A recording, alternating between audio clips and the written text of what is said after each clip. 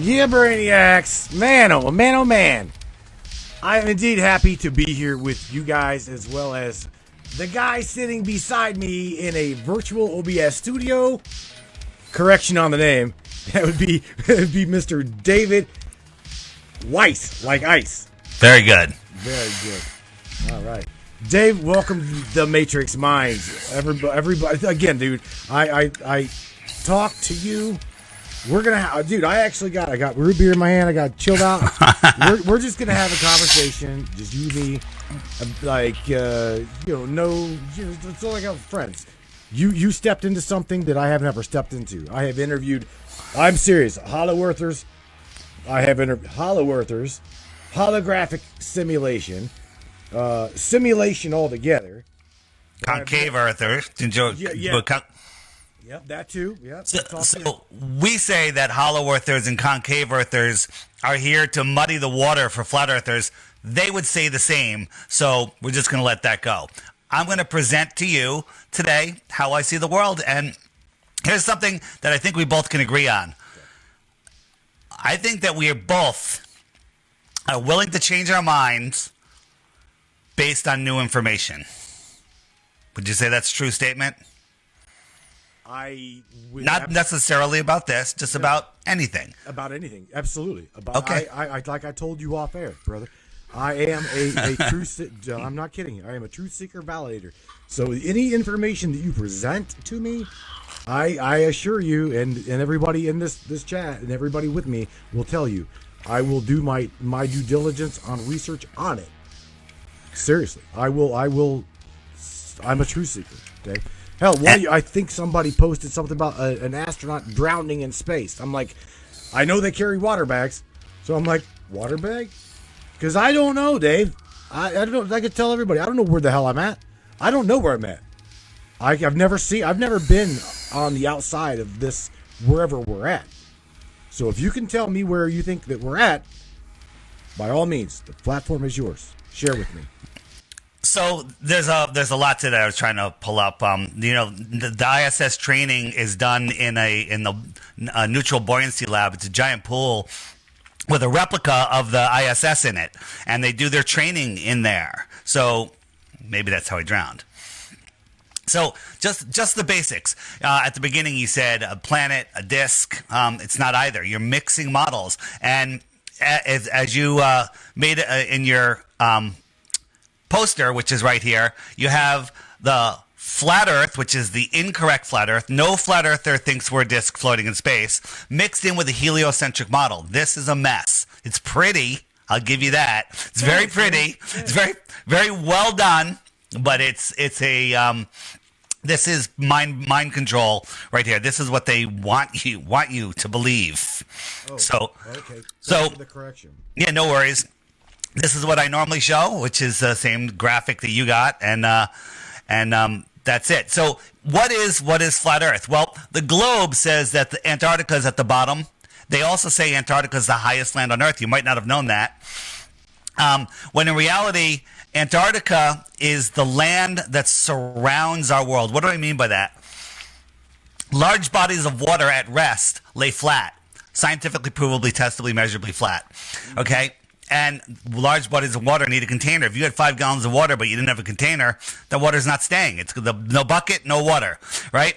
Mm-hmm. A pond or a lake, a bigger pond, is contained by the shoreline that surrounds it. The shoreline is just the land that's higher than the water. It's a container. Don't believe me? Plow out some of the edge of the pond and watch what happens. The water will go away. Well, the world pond needs a container. That container is Antarctica. Antarctica is the land that surrounds our world. It's the highest land there is. We live in the Antarctic basin. Large bodies of water at rest lay flat. All of the islands, continents, they're surrounded by water, but all of the water is surrounded by its container. Okay? Now that sounds reasonable. It makes sense. It's scientifically provable. Unlike this. In the heliocentric model, I mean, if we get into how it was created, nothing exploded, became everything. That's cool.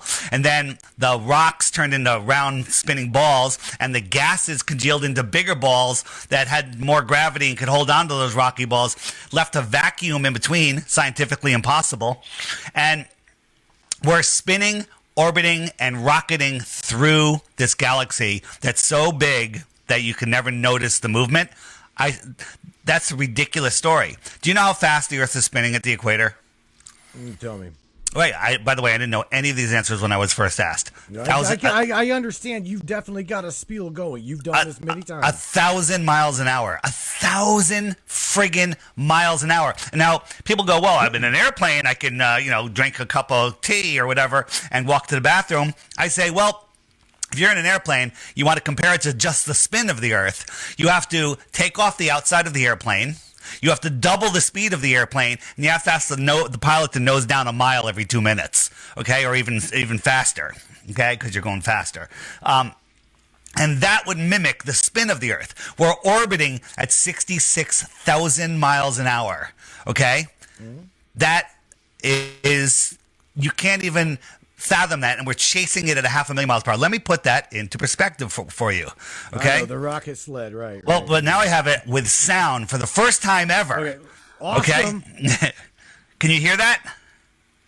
Can you hear that? No. You don't hear that? Well, it's fucking loud on my ears. God damn it. Okay? No, damn. Okay, well, I can imagine it, just like you can imagine me. So it's literally, at half speed. Look, watch. This is at half speed. At half speed. Watch. Okay. You can't even see it, okay? You have to believe that we're going over the wow, I can't believe it didn't work. I'm sorry, bro. It's all right. And it's not me. It's not you. No, it's 100% me. It's OBS and Zoom, both of them, okay? Good. So you have to believe that we're orbiting in a curved motion, speeding up and slowing down 10 times faster than that, and we're chasing the sun at 100 times that speed, and we have lakes that look like this. Think about that logic, right? They tell us because of the spin of the Earth, we're spinning. Neil deGrasse Tyson says we're spinning, and the water bulges at the equator 14 miles high. 14 miles high. Airplanes fly at about 5 miles high. So if I'm flying from North America to South America, at some point, I got to climb an extra 10 miles just to skim over a hump of water.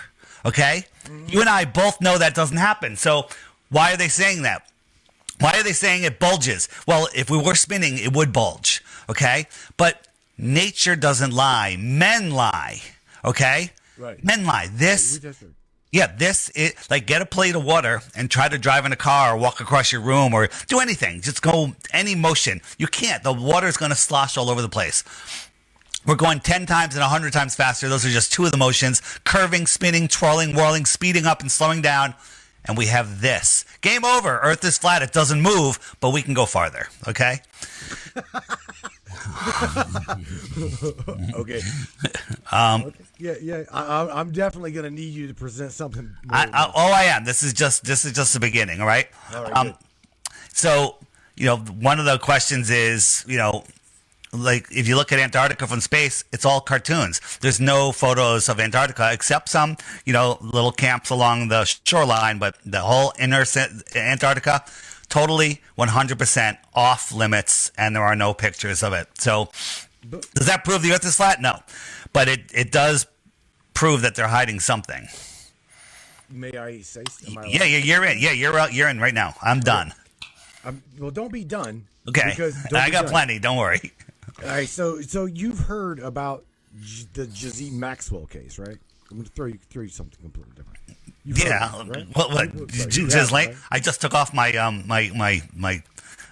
T-shirt about that, but go ahead. Okay. She owned a travel business, okay, and one of them was Arctic tours. Oh yes. Okay.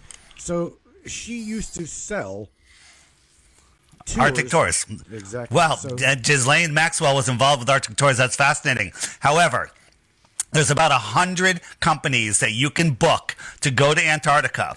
And when you go, they'll take you to this little peninsula right here off of Santiago. This peninsula is bigger than some countries. They'll show you some ice and some penguins. They will not let you explore the outer space, okay, outer space, and they'll kick you out, and it's expensive. 100 companies all run under one parent company, okay? So that means that there's one company masquerading as 100 shell companies, right? Absolutely. Absolutely. So what's up with that, okay? Well, the same thing with what's up with our money currency. I mean, you really want to be? I mean, dude. No. I'm telling you that they're hiding something in Antarctica. They're hiding the truth of what our world is. I mean, anybody that tries to go there is turned away. Are you aware of that? So well, I do know that it is I think different territories have now said that it is off limits. It's like completely a no-fight zone. They say it's uninhabitable, but okay, again, we've had people and heard of people taking tours to Antarctica or seen them, and there's even people that's posted pictures of their tour. So look at this right here. This is bigger than California. This is like, a third of the United States, a quarter of the United States, whatever. It's huge. Okay. They can take you there. You can take pictures. You can see the penguins. You can see everything, but no one's allowed to explore out here. This pink line is so far away from Antarctica that you can't see it. It's too far away. It's 1,000 miles away, whatever the distance is. It's 60 degrees south. Nobody is allowed to go beyond that line with extra fuel and without permits, and you can't even get the permits. Some fishermen tried it, and some other people tried it, but here's I'll just show you real quick. These fishermen broke the line. As soon as they did, they were like, hey, let's see how far we can go. All of a sudden, on the horizon, bam, a destroyer. They sent a drone after them. They radioed them, said you must leave the area immediately, okay? And this happens all the way around, and they have naval bases on 7 or 8 different islands surrounding the whole Earth. Here's the simplest way to prove that the Earth is a ball, all right? So, simplest way, where is it? Antarctica. Oh, no, here we go. Well, you do realize that there's like some heavy military shit going on in Antarctica, as well as, let's just say, that's not just limited to there, okay? There's massive things taking place on the north side of things as well, okay? It's not just Antarctica that's off limits. Well, so again, we don't know what's going on there. We're not allowed to go there. We can speculate, but if you look at what was I going to show you? Now I lost my thought. Sorry. I lost my thought. It's all right. It's I was going to show you something. Now I forgot. Go ahead. Continue where you were going. Well, okay. If you go back, if you did go back, okay, just leave it there for a second. Mm-hmm. Okay. I'm assuming you've got the global model, right? The global design, and you've got Antarctica there. You've got it looks like South America, right? And then you've got okay. So my understanding is, if you go back to your flat model, okay. Mm-hmm. What is the distance, okay, I'm serious, from this cape, right, that you're talking about, to the closest point of... I got a better one. I don't know the exact distance from here, but people have taken it, and I had some friends that went this past year, and that's not in question. What's in question is they tell us Antarctica is about 11,000 miles in circumference. Okay, I was went on Google Earth and I measured it out with a line, and it was just under 11,000 miles. All right, so 11,000 miles. Here's what you can do: we can get 2 airplanes. Fly them over to the base over here. You and I get on there. We get Neil deGrasse Tyson. We get Bill Nye, the lion guy with the bow tie. And we get a whole bunch of scientists and professors. And one plane flies around this way, stays just off the shore, about 1,000 feet in the air. And we watch. We can see how fast we're going, and we can see the shoreline. And we follow it all the way around. And the other plane goes this way. Well, 5,000 miles later, 5,500 miles later, both planes will meet over here. The problem is it can't be done. They won't let you do it. It would put this entire flat Earth thing to bed. And the last person that tried to do it was Captain Cook in his boat. And it took him 3.5 years. And he went over 60,000 miles. The equator is only 24,000 miles, which is a smaller circle on a flat Earth. It's the biggest circle on a globe Earth, but it took him, I think he did it 3 times, 3.5 years, went over 60,000 miles. That makes sense on a flat Earth. It makes no sense on a globe Earth. Interesting, right? That's really, that's definitely interesting. Interesting. You know what? I'll take an interesting all day long. All right? That's interesting. So let's talk about circumnavigation. Is that cool? Yeah, as long as it comes with mathematical, like miles and meters and things. Well, this one's a little different. Billions of people have circumnavigated east and west. You can leave New York, you can go over to Europe, you can keep going, China, and you come right back to California and you're home. And you went east the whole time. Right. You can do it the other way. Billions of people have done it. No one's ever done it north-south. Nobody has ever gone south and come back north. Okay, so let's see how that works on a flat Earth. On a flat Earth, the way the Earth is set up, the magnet is the center. I got a magnet here, and that's the magnetic north. And here's my compass. Now, my compass needle always has to point towards the north. I'm trying to push my compass west, but I have to keep turning it to the right to keep that needle pointed north. I am dead reckoning west.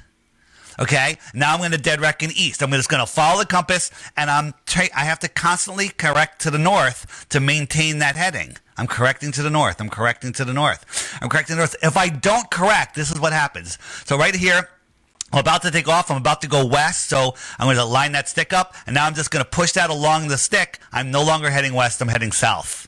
Because look, the needle has to point back here, and south is every direction away from magnetic north. This does not prove that the Earth is a globe or flat, because it works on both. It does not. Here's the thing. Where's your South Pole? Well, there is no South Pole. There is no South Pole. That's what you have to understand. Okay? There's no South Pole. So hang on. Okay.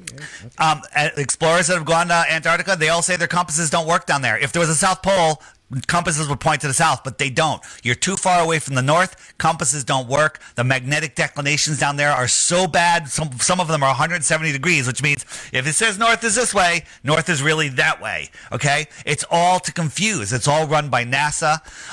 But watch what happens. This north is towards the center here, so we're going to head south.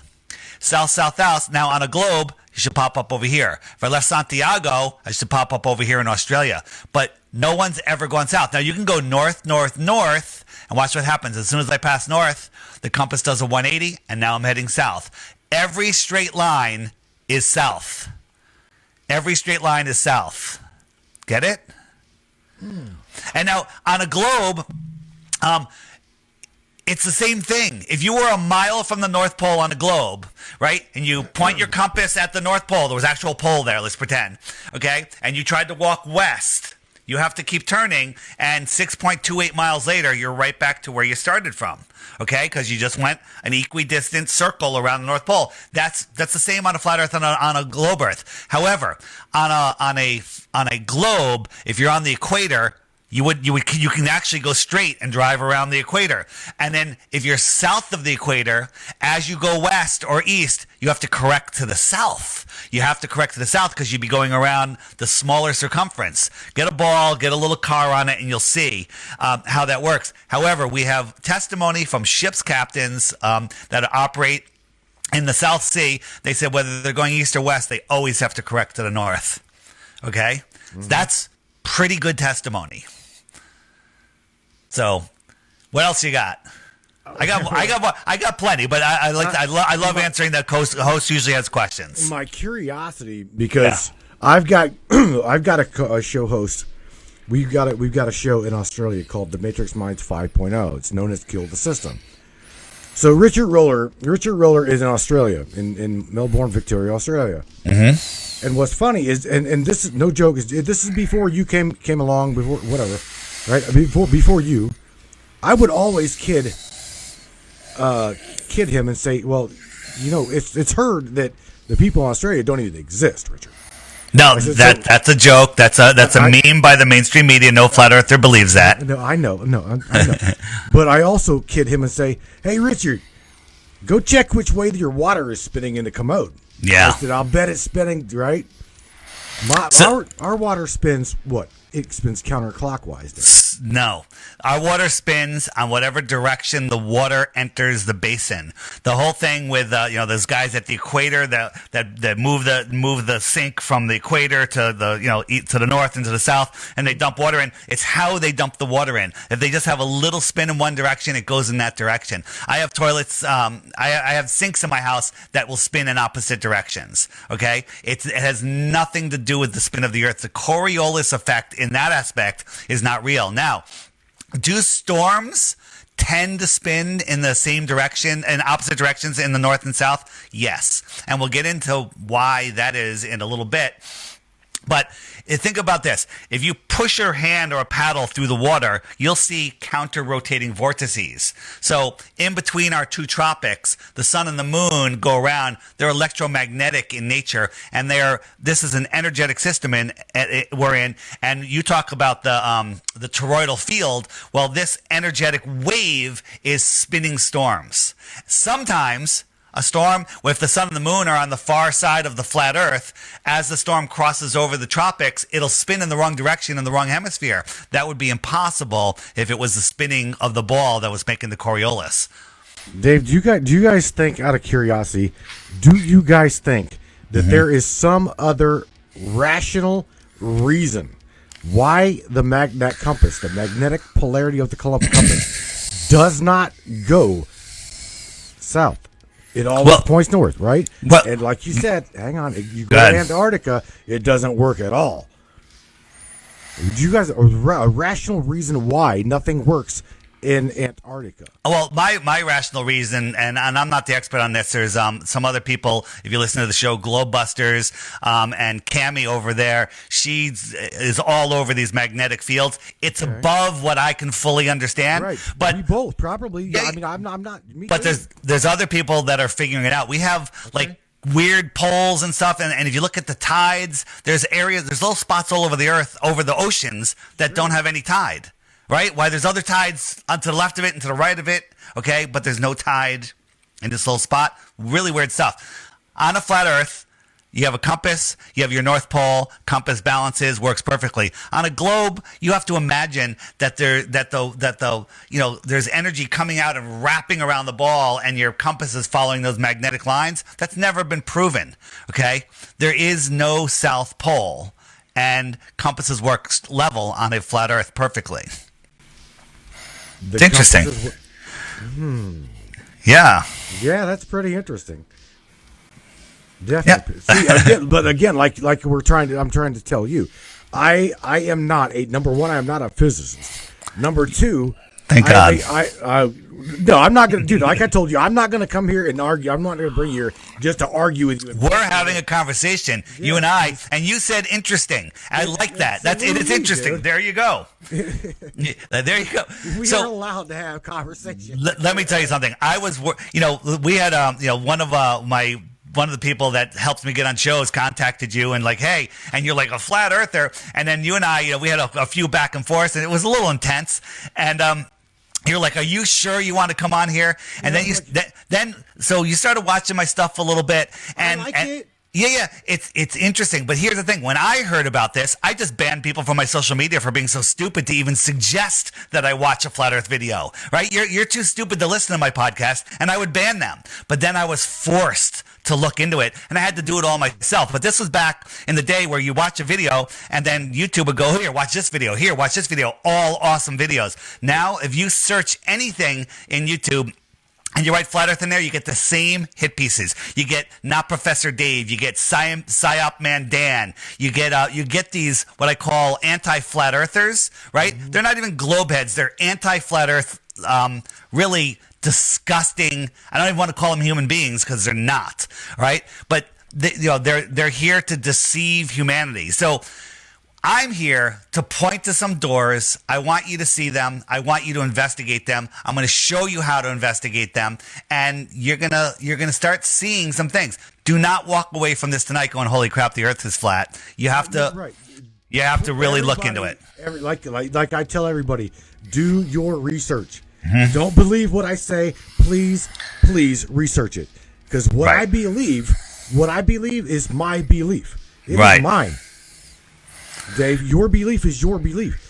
And if you give me a just a tangible taste of a nugget, and I pick up on it, you know what I'm saying? I'm going to dig deeper. Yes. All So right? I have I know that one of the big topics is sunsets, and I want to talk about sunsets for a few moments. You good with that? Yeah, go ahead. Absolutely. So here is some streetlights, and we know from experience, because we've been out there and we've driven and walked down roads with streetlights, that these streetlights are all level, but they kind of look like they're going down, right? That's just perspective. But we know, our brains sorted out, they're level, but they look like they're going down. Well, here's the sun going away, and it looks like it's going down. Now, it looks like it's going behind a horizon here, but what I can test this is I call it the atmospheric deck of opacity. What is the atmospheric deck of opacity? If you look up on let's say you have little cumulus clouds, and they're all sitting there on that flat deck, right? And they're all spread out. You look up, you see the blue sky, cloud, cloud, cloud, beautiful. But 20, 30 miles away, I look down Long Island Sound. By the time I get to New York City, which is about 25 miles away, the clouds are literally sitting on the water. They literally come together. So where the sky meets the land, that's your horizon. Now, I'm looking at those clouds far away, and they look like they're right at my eye level. But in reality, they're still 5,000 or 10,000 feet in the air. Okay? But I see them at my eye level. When I watch the sun go down, away, it's not going down, it goes beyond those clouds, and it gets eclipsed. Just like if I had if you were sitting there and the fence is above your eye line, and I'm on one side of the fence and I walk away, my head sets behind that fence, right? But if you were far away from that fence, the top of that fence would look like it's at eye level. Everything, the tops of the mountains and the surface of the water, all rise and compress to your eye level. It's how our eyes work. So let's go to the sunsets for a moment. I'm going to do a quick, not that quick, but it's not that long, explanation. All right. So this is my flat Earth kitchen. This line, is this level? This is my counter here. It's kind of dark. It's a black counter. And the line is level, and I'm viewing it from a celestial point of view. So here's my sun, and I'm just showing you that the sun is traveling on a level line over the flat Earth counter.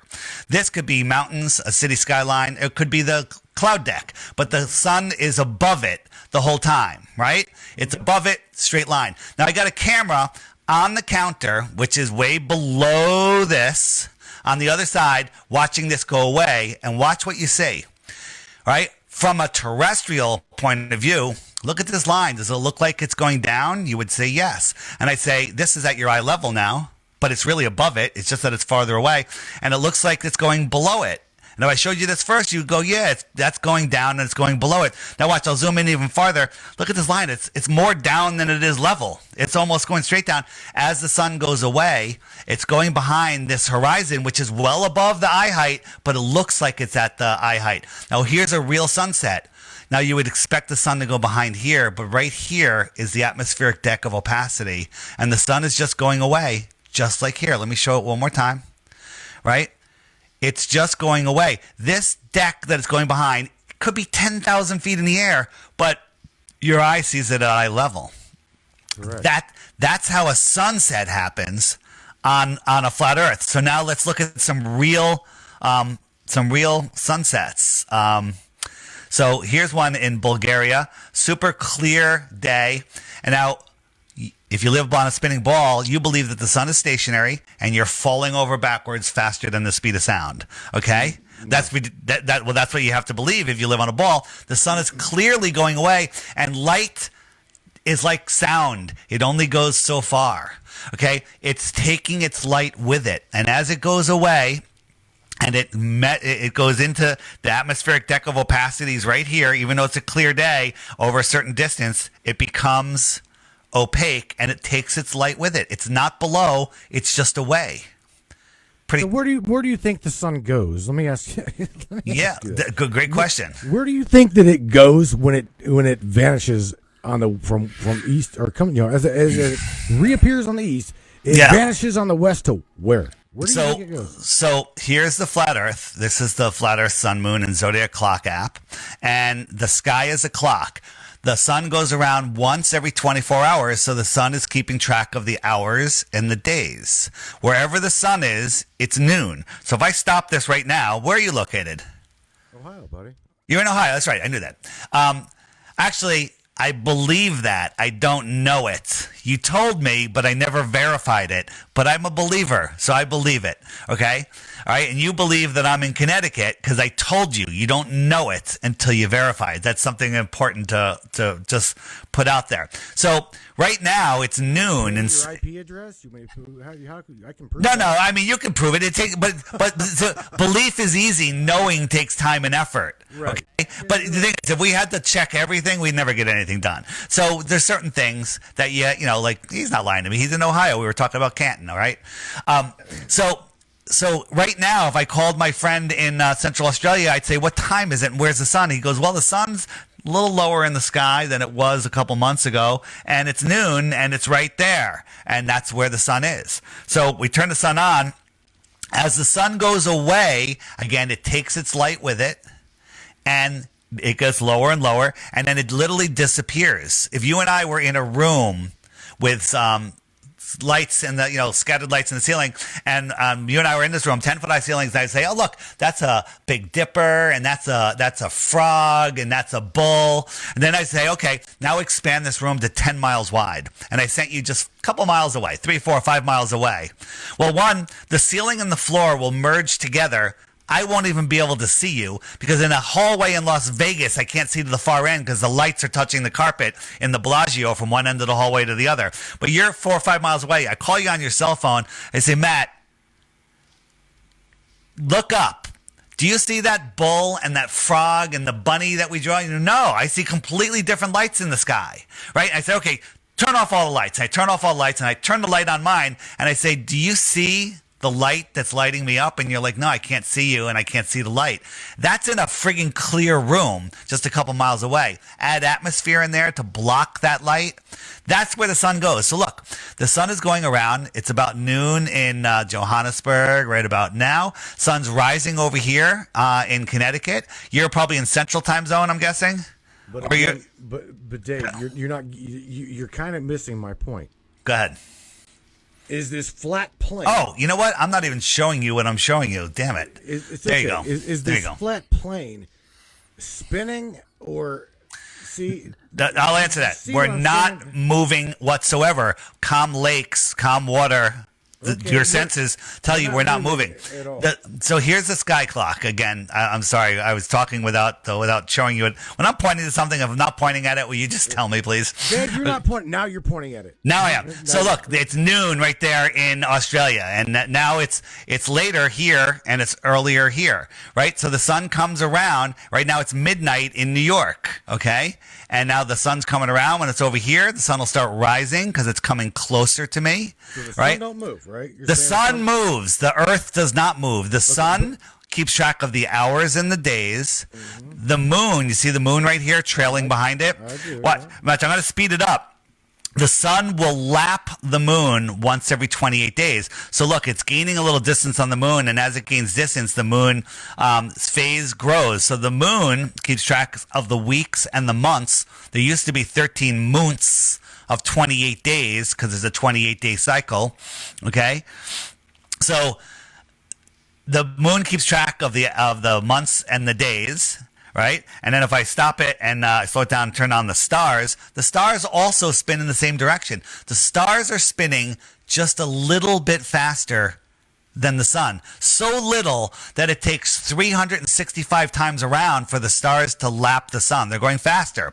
So if the stars are going faster, that means the sun will slowly drift back into each constellation for about a month as it drifts through them, and in a year from now we'll be right back to where we started from.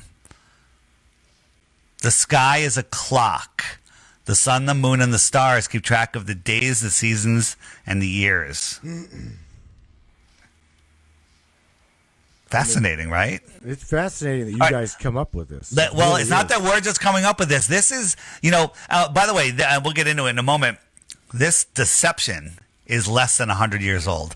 They were teaching flat Earth here into the mid 1900s, right? And they just changed everything. The Rockefellers took over. It's a whole thing. And then we're going to get into it soon because you're a smart guy and you're getting this. You're going to go, well, why the lie, David? Why the lie? Save that for the end, okay, right? All right. Well, save that for the end because I'm going to definitely send you and some pot. I will send them to you, and you can distribute them as you see them. Okay. Okay. I am a digital Egyptologist. Okay? Well, then tell me about the Egyptian stuff at the bottom of the Grand Canyon because that doesn't fit our narrative. I mean, there's that's for next Friday's show. Yeah. Jared and Rex Baird Yeah. have actually tried to find that cave. Okay. They're like the cave is not. We can't find the cave. But I will tell you that the Men in Black were all over them from their point A start time to their end leaving. They were all over them. In case they did find it, right? So who knows? You're arguing for a deceived history. I'm arguing because I'm explaining. Going to say to you that the clock that you're presenting, okay, does not exist on something that was literally drawn and painted on a building that is 5,000 years old. Well, we're gonna talk about that. We'll talk about that in a little bit. Okay. So let me explain the seasons why I have this open here. Can you see this yellow line here, the outer yellow circle? I do. That's the Tropic of Capricorn, and the inner one is the Tropic of Cancer, and the red one is the equator, okay? The sun migrates in between these tropics. Right now, in December, it was out at the Tropic of Capricorn, so I'll go, here I'm going in. So June, the sun will be as close as it gets to us for the year. It comes in close. Because it's closer, it's higher, just like a streetlight. If a streetlight was the sun and you were underneath it, you're directly under the sun. The streetlight down the road is lower and it's farther away and it has less heat. Okay? So this is our summer. And anything in between, what's this region in between the two tropics called?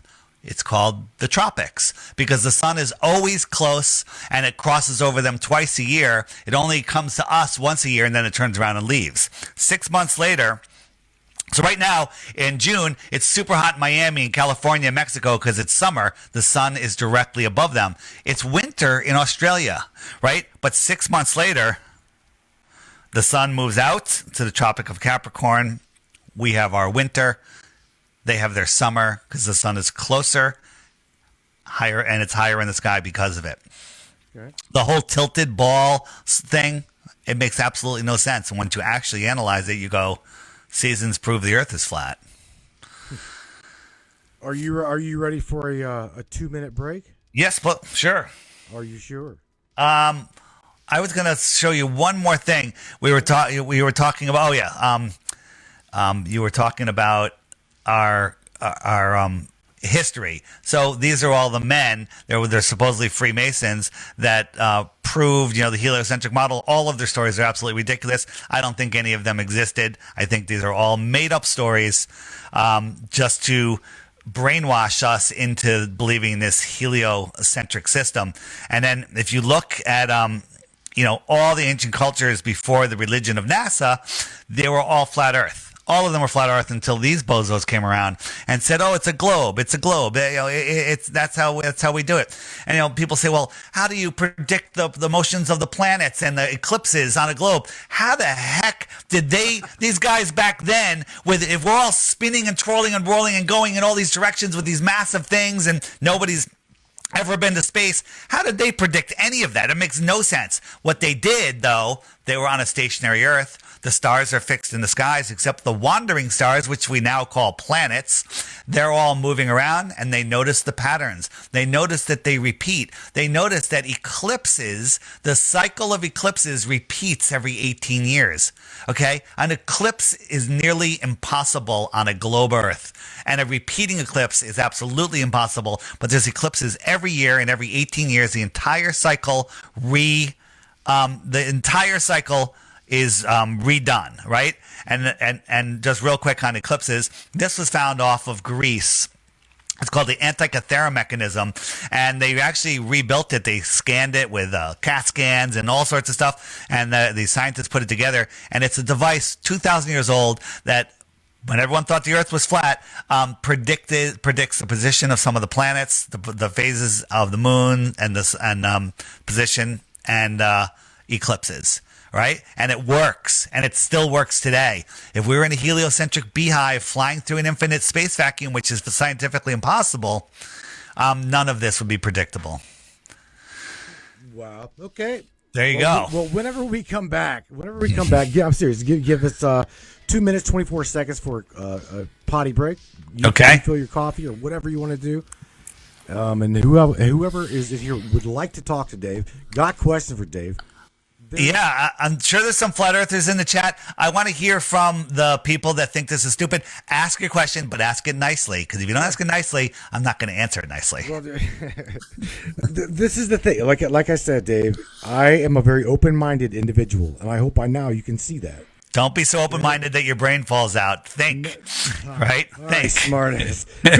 Go grab your coffee break, and we will be right back with Mr. Flat Earther David Weiss. Weiss like ice. Weiss like ice.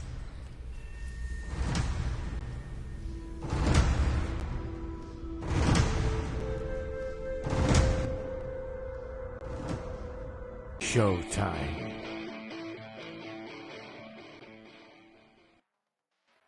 Alrighty then. Hopefully we're back. I don't think we lost Dave. I don't believe that we lost Dave. I don't believe that we lost live feed. All right, so here's what we got. I'm here. All right, you're there. Somebody's up in the chat saying, glad that we've got a show that talks with balls for truth. Yeah, I mean, it's it. Again, Dave. Got Mr. Stacy Burns in here. I do believe Stacy with a... I do believe that's spelled as in, like, male. Nevertheless, I don't want to insult. I'm going to go ahead and unmute Stacy. All right, and somebody in the chat said, "How come we don't see the sun? Go back and watch what we talked about. I fully explained why you don't see the sun." Somebody in the chat said, "How come you got to turn your sound down?" Go back and watch what we talked about. I fully explained why you don't see the sun. All right, Mr. Burns, welcome to the program. Yeah, give me a second. I got my mic next to my speakers. Let me change my mic. All right. Yeah. How we doing? Can you hear me? We are doing well. What's going on, buddy? Nice not too much. I'm getting home from a long day. I was told to come on here and ask some questions, so here I am. Sweet. Okay. Welcome. Awesome. So, Stacy, what do you do, or what's your connection to this? Well, I'm a farmer by day. Okay. I've been just a backyard astronomer for, I don't know, Great. 20 years or so. So Great. I do astrophotography, and I teach kids about science of all kinds. We homeschool, so we run a co-op here, and we teach science and survival and farm stuff. But I started as a visual observer as a young man, and basically sit on a tractor at night, and look up with binoculars and kind of try to just see what I could see. Hell, I was hoping I'd see a UFO or something, but later on I got a big telescope, and then I learned about photography and got a cheap equatorial mount, started taking pictures of the night sky, and so now we have little contests and stuff. We get published in magazines, and we just all do it for fun. It's really pretty simple, and pretty much anybody that comes out here, we have star parties pretty regularly. So it's definitely not rocket science like a lot of people would have you make it out to be. I agree. My question would be is if we're going to have a flat Earth, I would like to know exactly why, when I move south, the stars, like Polaris, for instance, never really moves that much to our appearance. It's the North Star. It's pretty easily visible. As we move south, like if I go to the Texas Star Party, we all have to align our equatorial mounts to that to counteract the Earth's rotation, or at least so in our minds, right? So right. What I want to know is why, when I go to the southern hemisphere, do I have to polar align to the Southern Cross? And why are the stars completely, totally different if we're on a flat sphere? Then how come I can take images of completely different targets that there's no way we could ever see from anywhere in the northern hemisphere. And we have to completely switch our mounts around, face them south, and everything's backwards, see? So all of the targets, all the nebula, everything up there, even galaxies we image, anything that you want to look at through an eyepiece of a telescope that you're using a basic tracking telescope with, that you can, like a cheap Celestron Astromaster from a expensive, nice piece of equipment that you can take on an airline with you. It doesn't really matter how expensive or cheap it is, but you have to align differently from the southern hemisphere. If the Earth was a sphere, Polaris is our North Star. Nobody should be able to see it south of the equator. Would you agree with that? Well, right, yeah. At the equator, if you say theoretically zero, it would. It's basically on the horizon, and you Right. You don't even have to have an equatorial mount, because your mount can actually just be. I'm not talking about that. I'm not talking about that. Use an alt-as mount. Right. Forget the mount. I'm just talking about. Is it possible to see Polaris south of the equator? No. All right. There's a I forget the name of the observatory. 30 degrees south in South America can see Polaris. That's impossible on a ball, right? And the explanation they give is refraction. It's refracting up over hundreds of miles of curvature and plopping itself in the sky on the horizon, right? I don't buy it. Atmospheric refraction, sure. Yeah, well, that's a cool story, but it doesn't hold water. Here's the other thing. If you think about sizes, okay? Now, if this was our sun, how big would the Earth be? It'd be a little pebble next to it, right? Tiny pebble, right? Sure. Okay. So if I had the sun, if you were on a pebble, it's on the tip of my finger, and I had the sun this close to the Earth, and you looked up, the sun would fill your entire sky, horizon to horizon. Agreed? If you were that close to it, sure. Yeah, absolutely, 100%. So I'm just setting the base here. So it's filling the entire sky. We move it 93 million miles away. Why is it getting smaller? Easy question. Because you're moving away from it, it's getting smaller. Perspective. Because from our angular perspective, the same reason the sun appears larger as it enters the horizon is atmospheric refraction. So it gets smaller, 93 million miles away, which is 8 light minutes. What if I double? It's said to make up 99.8% or 99.9% of the solar system. Yeah, so that's not what I'm asking. What, the sun is 99% of the whole solar system? Yes, actually its mass makes up 99.996% of the entire mass of the solar system. That's a fun story, okay? So I move it 93 million miles away. It goes from filling the entire sky, horizon to horizon, to the size of a coin held at arm's length. Okay? So that's a pretty big reduction. And 93 million miles is 8 light minutes. If I made it twice as far, how much smaller would it get? Well, if you made it twice the distance, you'd think it would be half the size, but I would need to know the math from that. Right. So what we'll do to make it safe, 24 times the distance. Right? 24 times the distance is 3 light hours. At 3 light hours, the angular size of the sun is scientifically provably too small for the human eye to see. Okay? Also, now, wait a minute. If it's scientifically proven, then why can I see Saturn through a telescope? 100%. The satellite takes several hours for the data to get there. So hang on. One thing at a time. The angular size of the sun is too small to see, right? It's provably magnitudes too far. All right? So, do you know what the inverse square law of light is? I'm sure you're going to tell me. Right. Well, I didn't know when I was first asked, so don't worry. It's when you have a light. So let's say this ball has one. If I put a light meter all on it, it's one lumen. Well, if I let the light come out to twice the diameter, it's now 1/4 of a lumen because it's 1/4. It gets quartered every time you double the distance. And if I double that size, it's 1/16 or 64th or whatever it goes down to. It just reduces. So when you move the sun to 3 light days away, the brightness is an issue. But we're not even going to go there, okay? We're just going to go with its angular size, too small for the human eye to resolve. Polaris, on the other hand, they say is 48 times bigger than the sun. So the distance that we would have to move Polaris to make it provably impossible to see with your naked eye is 6 light days. 48 times 3 light hours, 6 light days, okay? At 6 light days away, Polaris is scientifically provably too small to see, ignoring the inverse square law problem of light, and they tell us Polaris is 433 light years away.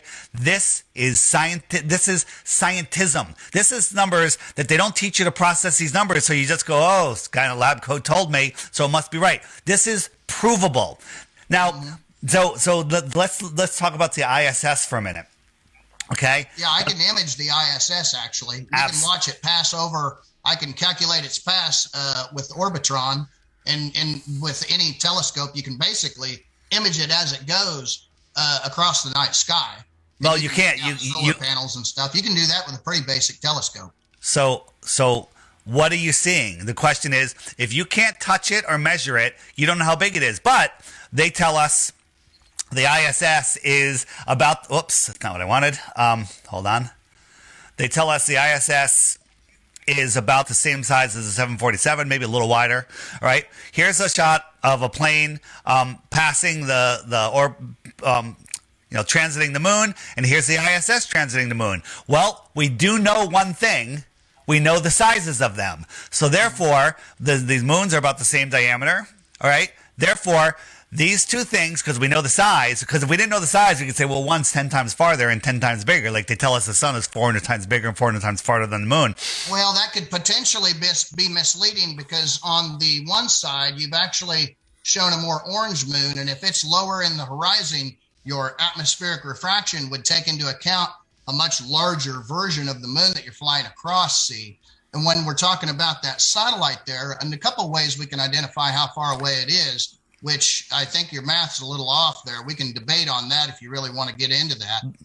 You've kind of slipped up in a few spots. The problem is I can take any amateur ham radio operator knows that we can use simple SWRs, and they will actually call you back. And what happens is the time from your hello ping to your return ping, actually you can calculate the distance between you two. And something amateur ham radio operators do on a regular basis is make contact with the International Space Station. All right, so hold on. We're going to get into the International Space Station. You're throwing a lot of stuff out there, which is just things that you've been told that you haven't verified. It's things I do myself. I do myself. So things I do from my backyard. But these things work on a flat Earth and on a globe Earth. Okay, but let's just get into it. So you disregard that this could be because it's lower on the horizon. That's an interesting point. I'll take it, and we'll have to get one where it's both at the same height in the sky. But Perspective. Yeah. So I get it. So if you ever stand next to a 747, it's gigantic. It's huge. If you're standing next to one on the ground, but at cruising altitude, it's a tiny little dot, and you can't even see the engines on it, if you will. Right?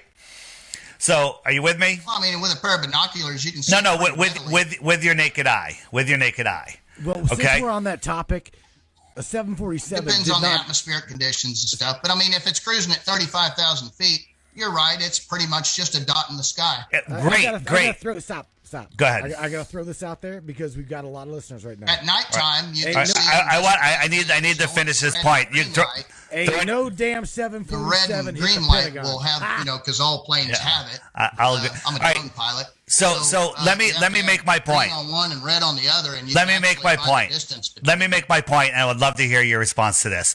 So at cruising altitude, the 747 is a tiny little dot in the sky. Kind of hard to make out the engines. Maybe you can. You probably can't read what airline it is, but that super clear day, maybe you can. If you doubled the height, it's scientifically provable that it's too small to see.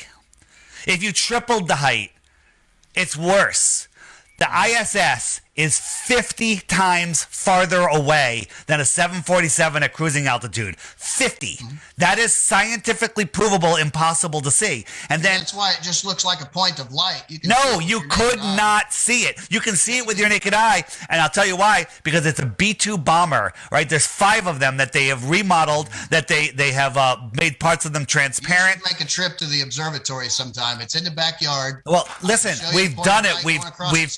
We've transited. Very own telescope at it. We've get it pointed out. I'll put a laser on it, and I can show you how to communicate with it. Even how to communicate with the ISS. You want to? Yeah, they'll actually ping you back. They'll say hello with a simple look up. Anybody who's watching, you can take a cheap $30 dongle from Amazon and run an antenna outside. It needs to be a specific antenna. It's not very expensive, and all you need to do is learn how to use SDR, software defined radio, and you're going to be broadcasting a signal, and you're going to say hello basically to them, and they will ping you back a hello. And let me ask you an honest question. You don't think that they can fake that? Oh, I'm sure they could. Okay. How are they going to fake me seeing the point of light moving across the sky? Because there is a point of light moving across the sky. I'm saying it's an airplane. The telescope directly at it. It's an airplane. It's an airplane. And literally seeing it with my own eyes. It's an airplane disguised to look like it's an airplane. So the other thing is when you're looking at, we do it all the time. I've seen it. I've done it. I've watched the ISS transit from horizon to horizon. I've watched it appear, and it took about telescope. You can see it. I can see it with my clear. So hear me out. When it transits the sky, it's brighter than any star in the sky. It's super bright. How is it reflecting sunlight to my eyes and to everyone's eyes, no matter where they are throughout Connecticut? How come after 8 minutes of it transiting, I can still see it, but my friend in California can't see it because it's going 17,500 miles an hour. It should be over California already, but I can still see it in Connecticut. Okay. Tron actually calculates very precisely where it's at. And what you're doing is taking its distance, and you've gotten your math a little off, and you're greatly overestimating our ability to see those things. Or underestimating our ability to see those things. What I'm trying to tell you is anybody with a cheap telescope can see the ISS. No, what you're seeing, you're seeing a magic trick. They're showing you. They're showing. Oh, how do you know that? How do you know that? Because I've seen it with my own eyes. Yeah, I've seen it with my own eyes. It's an airplane. You cannot. Here's the thing: the fact that you can see it. No, the fact that you can see it with your own eyes proves that it's not the ISS. The ISS, the angular size, is magnitudes too small for your eye to see, but you can see it with your naked eye. See, we watched the Falcon 9 Heavy. We watched. Oh my God! You can literally see them dock. You can make out the individual pods. Oh, I'd love to see that. All right, it's all over. But join any astronomy club. Here's the thing. Here's the thing. They'll be more than happy to see. You cannot see something that small that distance. It's provably. I think the evidence would be overwhelmingly alarming for you if you would just join a local astronomy club. Find someone that is not some official, find a backyard good old boy, sit down and have some beers with him, and let him show you the night sky. I mean, really, this is going to help you out a ton. Stacy,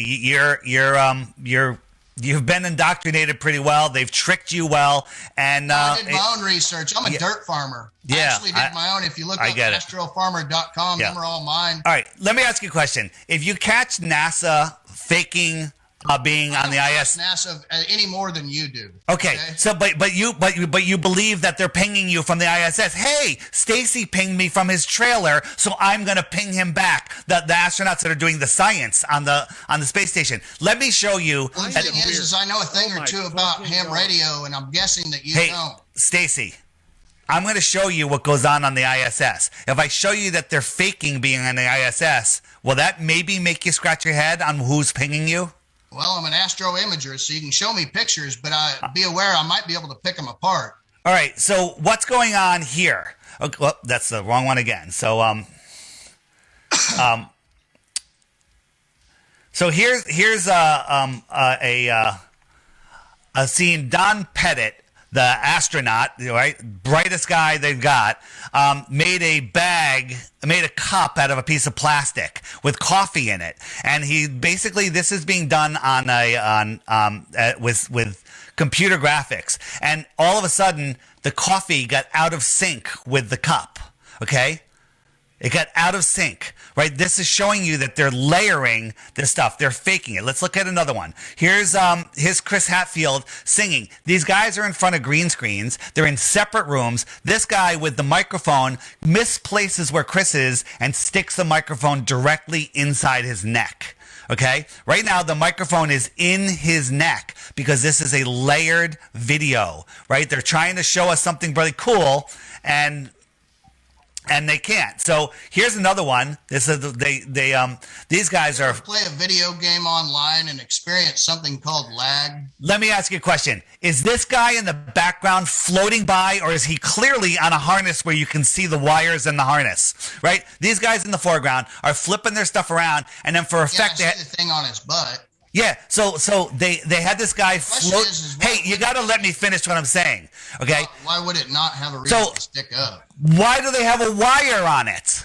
Okay, he's hanging from a wire, and they didn't expect anybody to zoom in, right? And then these guys are flipping their microphone and his hat around. See his hat here? In the script, he's supposed to pass his hat to this guy, and the guy's supposed to put it on the wall. No, I understand your argument. Watch what happens. Watch what happens. Watch what happens. Watch what happens. He moves his hand, and he. Which argument do you understand? What was the point I'm trying to make? Well, the point you're trying to make is that you don't believe this is real, because basically all this stuff, if you really wanted to simulate it, any fighter pilot or any pilot knows that you can simulate this. Hell, you can go pay money and actually get on a plane where you can experience zero gravity. Exactly. You think that they're not up there. The problem is when it comes to the evidence, basically the flat Earth entire criteria can't really predict anything. What do you mean it can't predict anything? We've been predicting everything before they came up with this stupid heliocentric model. They were teaching flat Earth here in the United States up until you know what? You gotta let me finish a sentence. Are you deaf? I can't finish a sentence. Let me finish a sentence. I let you talk. Let me talk. All right, talk away. They were teaching flat Earth here in the United States into the mid 1900s. Okay, go talk to really old people now, and they'll tell you, okay, that this entire deception is a new thing, all right? And there's zero proof of the globe. Now, looking up at the sky at a plane flying by and believing it's ISS because they took the time to ping you back is not proof of the globe. What would be your number one proof of the globe? My number one proof of the globe is I've traveled from the northern hemisphere to the southern hemisphere. All of my targets were different. And when I go and check my maps for what I want to target, essentially they're all very precisely where they want to be. And they do that based on a system that's been so scientifically backed up by facts and prediction. What facts? What scientific parts are you talking about? We can predict eclipses anywhere in the world for centuries. We can predict when a moon's going to eclipse, which isn't all that fun. Hold on. Let me just respond to that. Who predicts eclipses? Do you know that there's one guy? Stellarium on your computer. It's free for download. It's open source, so it's actually built by community members. I know what Stellarium is. I have Stellarium, but if you go to NASA's website, you'll see that one guy, Fred Asperneck, does all of their predictions. He uses the Soros cycle, which came from the friggin' Antikythera mechanism, which discovered off Greece 2,000 years ago. I mean, that's 2,000 years old. That does all that. There's one guy. There's one guy that does it all. Go look at NASA's website, unless NASA's lying, of course. There's not one guy. There's about a whole group of people. It's open source. The deal about your prediction models is there's several universities, and I got to say I don't always trust universities and stuff like that. I like to find out for myself. But no, there's a ton of places that do that, not just one guy. Let me ask you a question. Does the gravity of the sun hold on to the planets? Well, the sun has its own orbit. It actually orbits around a very small circle. And yeah, the sun, if you could imagine a towel and putting a heavy bowling ball in the middle and everything's flying around it, yeah, it essentially keeps everything in check as we fly on the plane through our own galaxy. Yeah. Well, you're talking about the bending of space-time, right? Yeah. So there's 4 dimensions. So why does it go down? When you put the bowling ball in a towel, why doesn't it go sideways or up? Why is the towel? What tells you that down is down? Why does it bend it one way? Well, there is no down in space. That's what's great. But what's holding it? But why does it bend it one way? This is theoretical nonsense. All of the stuff you're saying is theoretical nonsense. All of it. So let me finish. I can share with you a great number of things we don't know. Trying to make a point. There are some things that we do know, and I think if you spend an evening at just a backyard astronomer.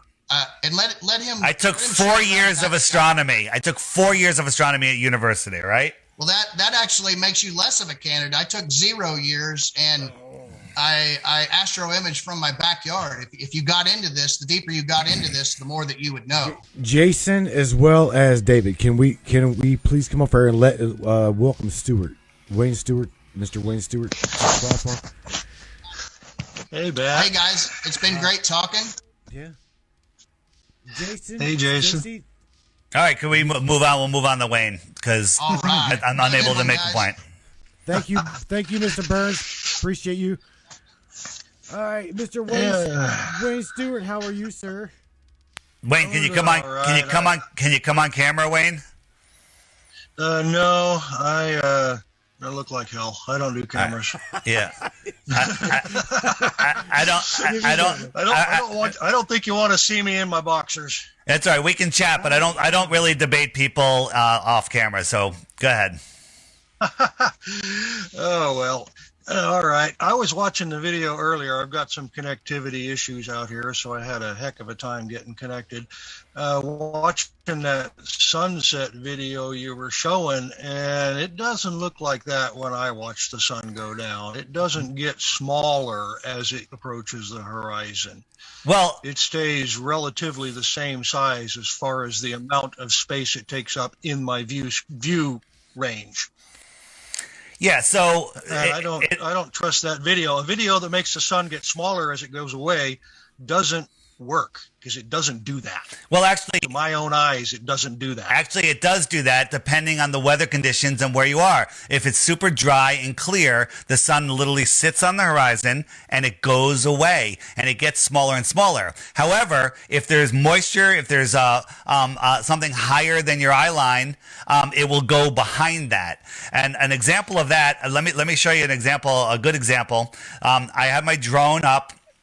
It was below freezing, super clear day, and the sun went down, down, down, down, down, and instead of just keep going because we're spinning, it literally, in 5 minutes times, it went from up here to here, and then it sat here for 10 minutes. Now, it just sat here. Now, my friends were at the beach. They saw the sun set from the bottom up due to perspective because they were looking at trees, 5 miles across the water that were above their eye line. But I just watched the sun sit here, and it kind of just went into the soup of the atmosphere, and it just took its light with it. It could no longer push through.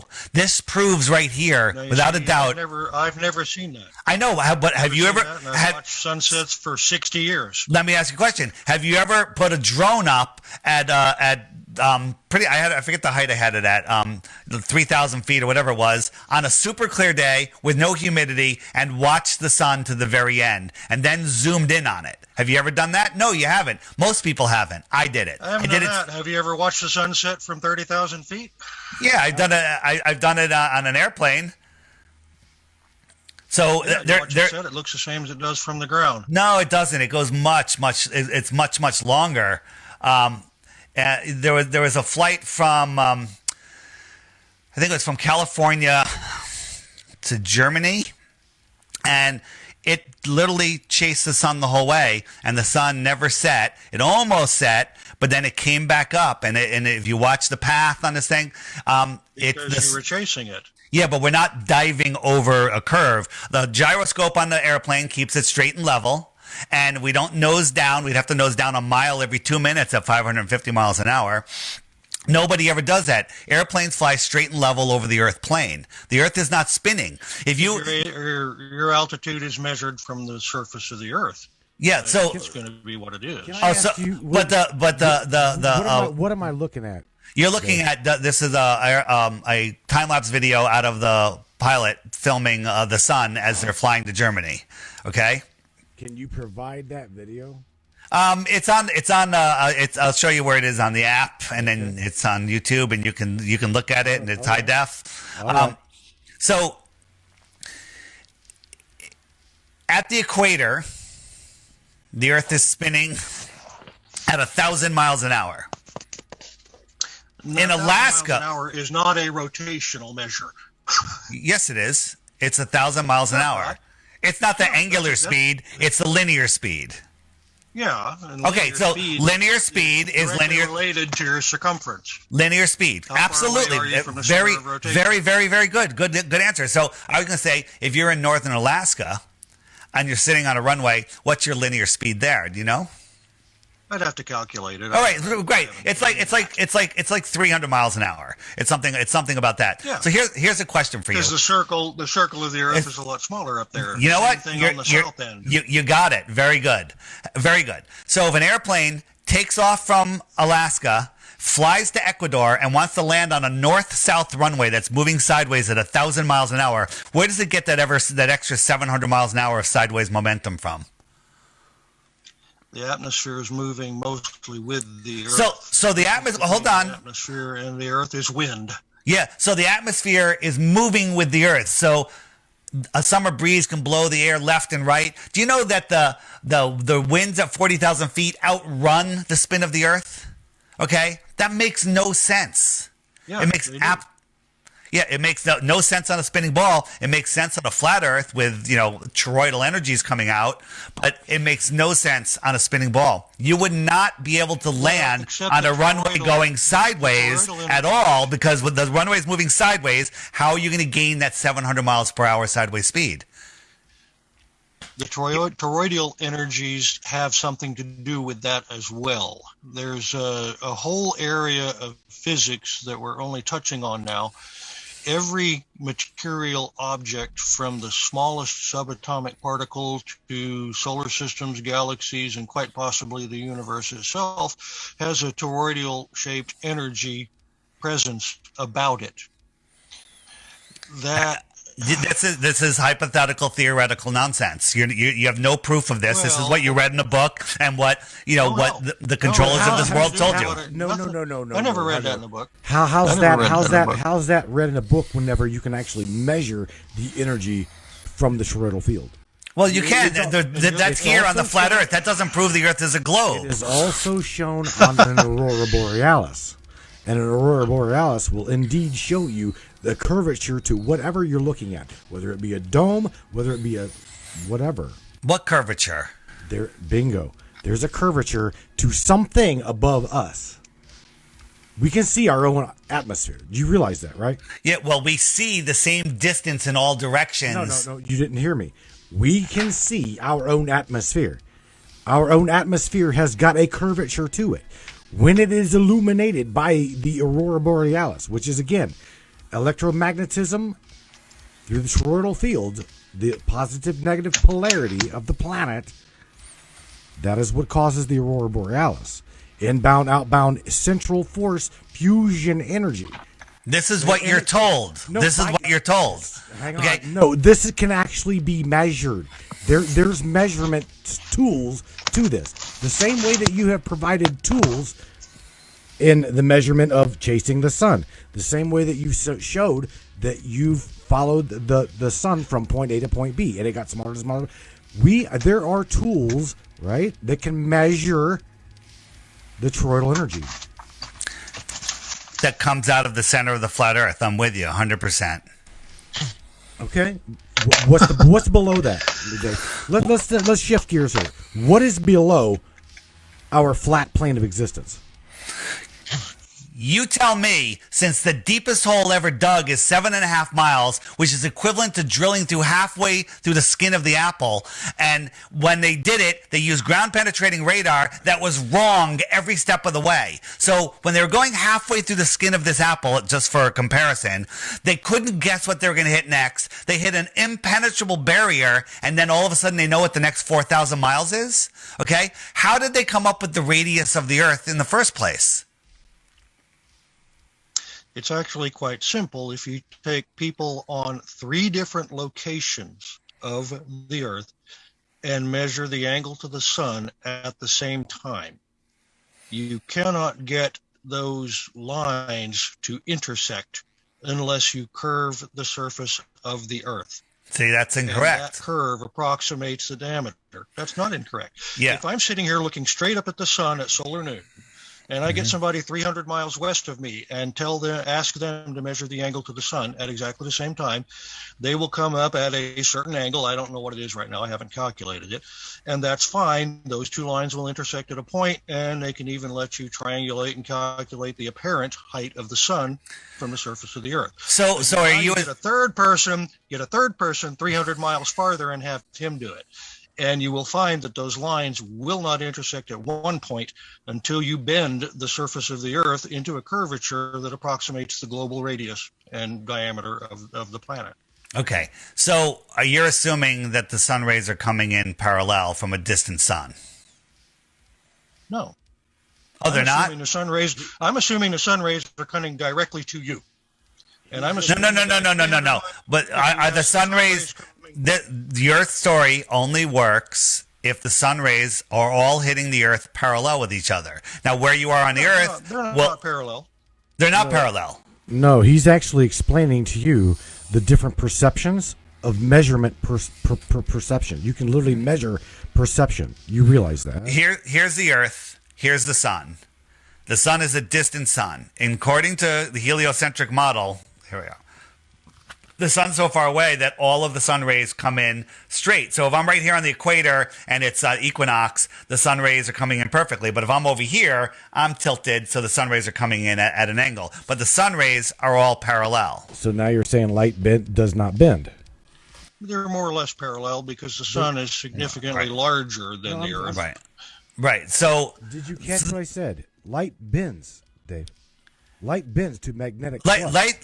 Light bends as it goes through a different medium, as it comes into the atmosphere. I mean, nobody has ever seen... Gravity also bends light.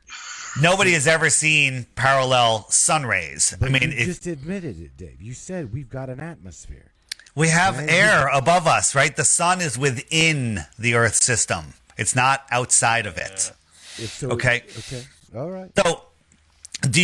how did they come up with the radius of the Earth? So you're saying, how did they come up with the radius? You're saying you got your 3 sticks and you bend it, and it works. That doesn't prove anything. I mean, that's like Carl Sagan on Cosmos, Well, where what it disproves is the flat Earth, because on a flat Earth model, a single object in the sky, if you measured the angle to it from known distances in several directions and several distances, it would all add up on a flat model, and it doesn't. Actually, it does. No, it doesn't. If I'm looking at the sun straight overhead now, and you go 300 miles east of me, and you look and you measure that angle, then you go 300 more miles east. And it's a different angle. Different angle. Well, of course, it's a different angle, but then you draw them on a piece of paper and draw your lines. Here's the angle I saw it from here, here's from there, and here's from there. You would expect the lines to all intersect at the same place because you're all looking at the same object. No. I do not, because I don't believe we're looking at the same object. We all see the sun in a different position, and I'll show you how that is. Okay? There's only one sun, right?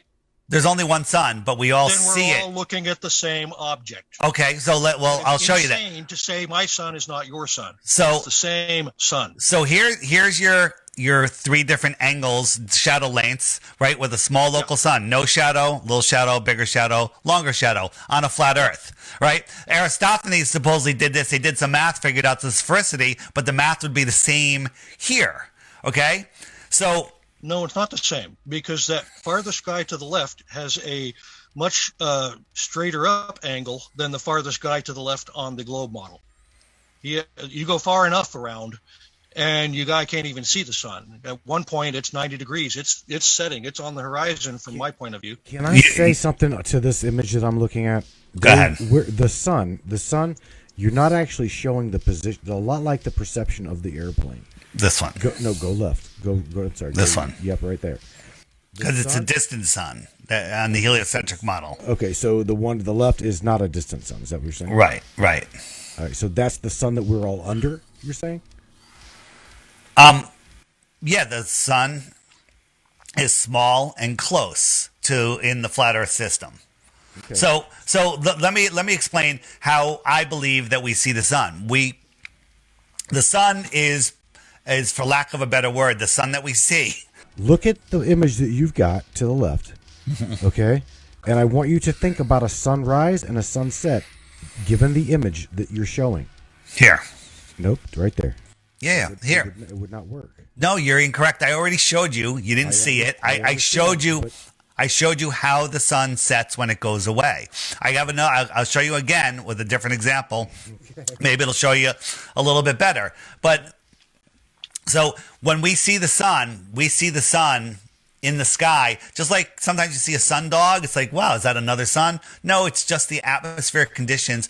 I call it the sky sheet. So here's a little experiment I did, and amazingly, it looked very similar to the sun. So here's the sun. This is the sky where we see the sun. So my girlfriend is to my left, and I said, hey, where do you see the sun? Point to the sun. And she points, and she points, ready? Here it goes. She sees the sun there. I see the sun over here. I move over there. That's where she sees the sun. But when I'm over here, I see the sun there. That's how you can't triangulate the sun, because different people see it in a different position. Pointing to the same object. Yes, she is, but we see it in two different positions. This is a light 10 feet on the other side. Two different positions. But we see it in two different positions. Okay?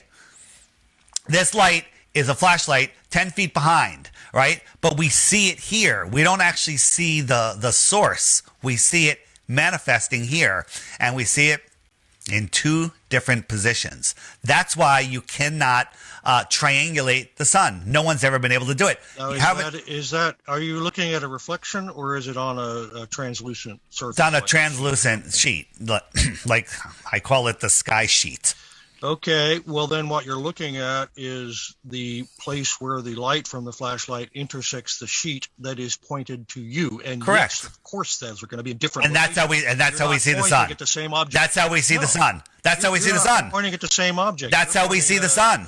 That's how we see the sun. The source sun is behind the sun that we see, within or above the firmament.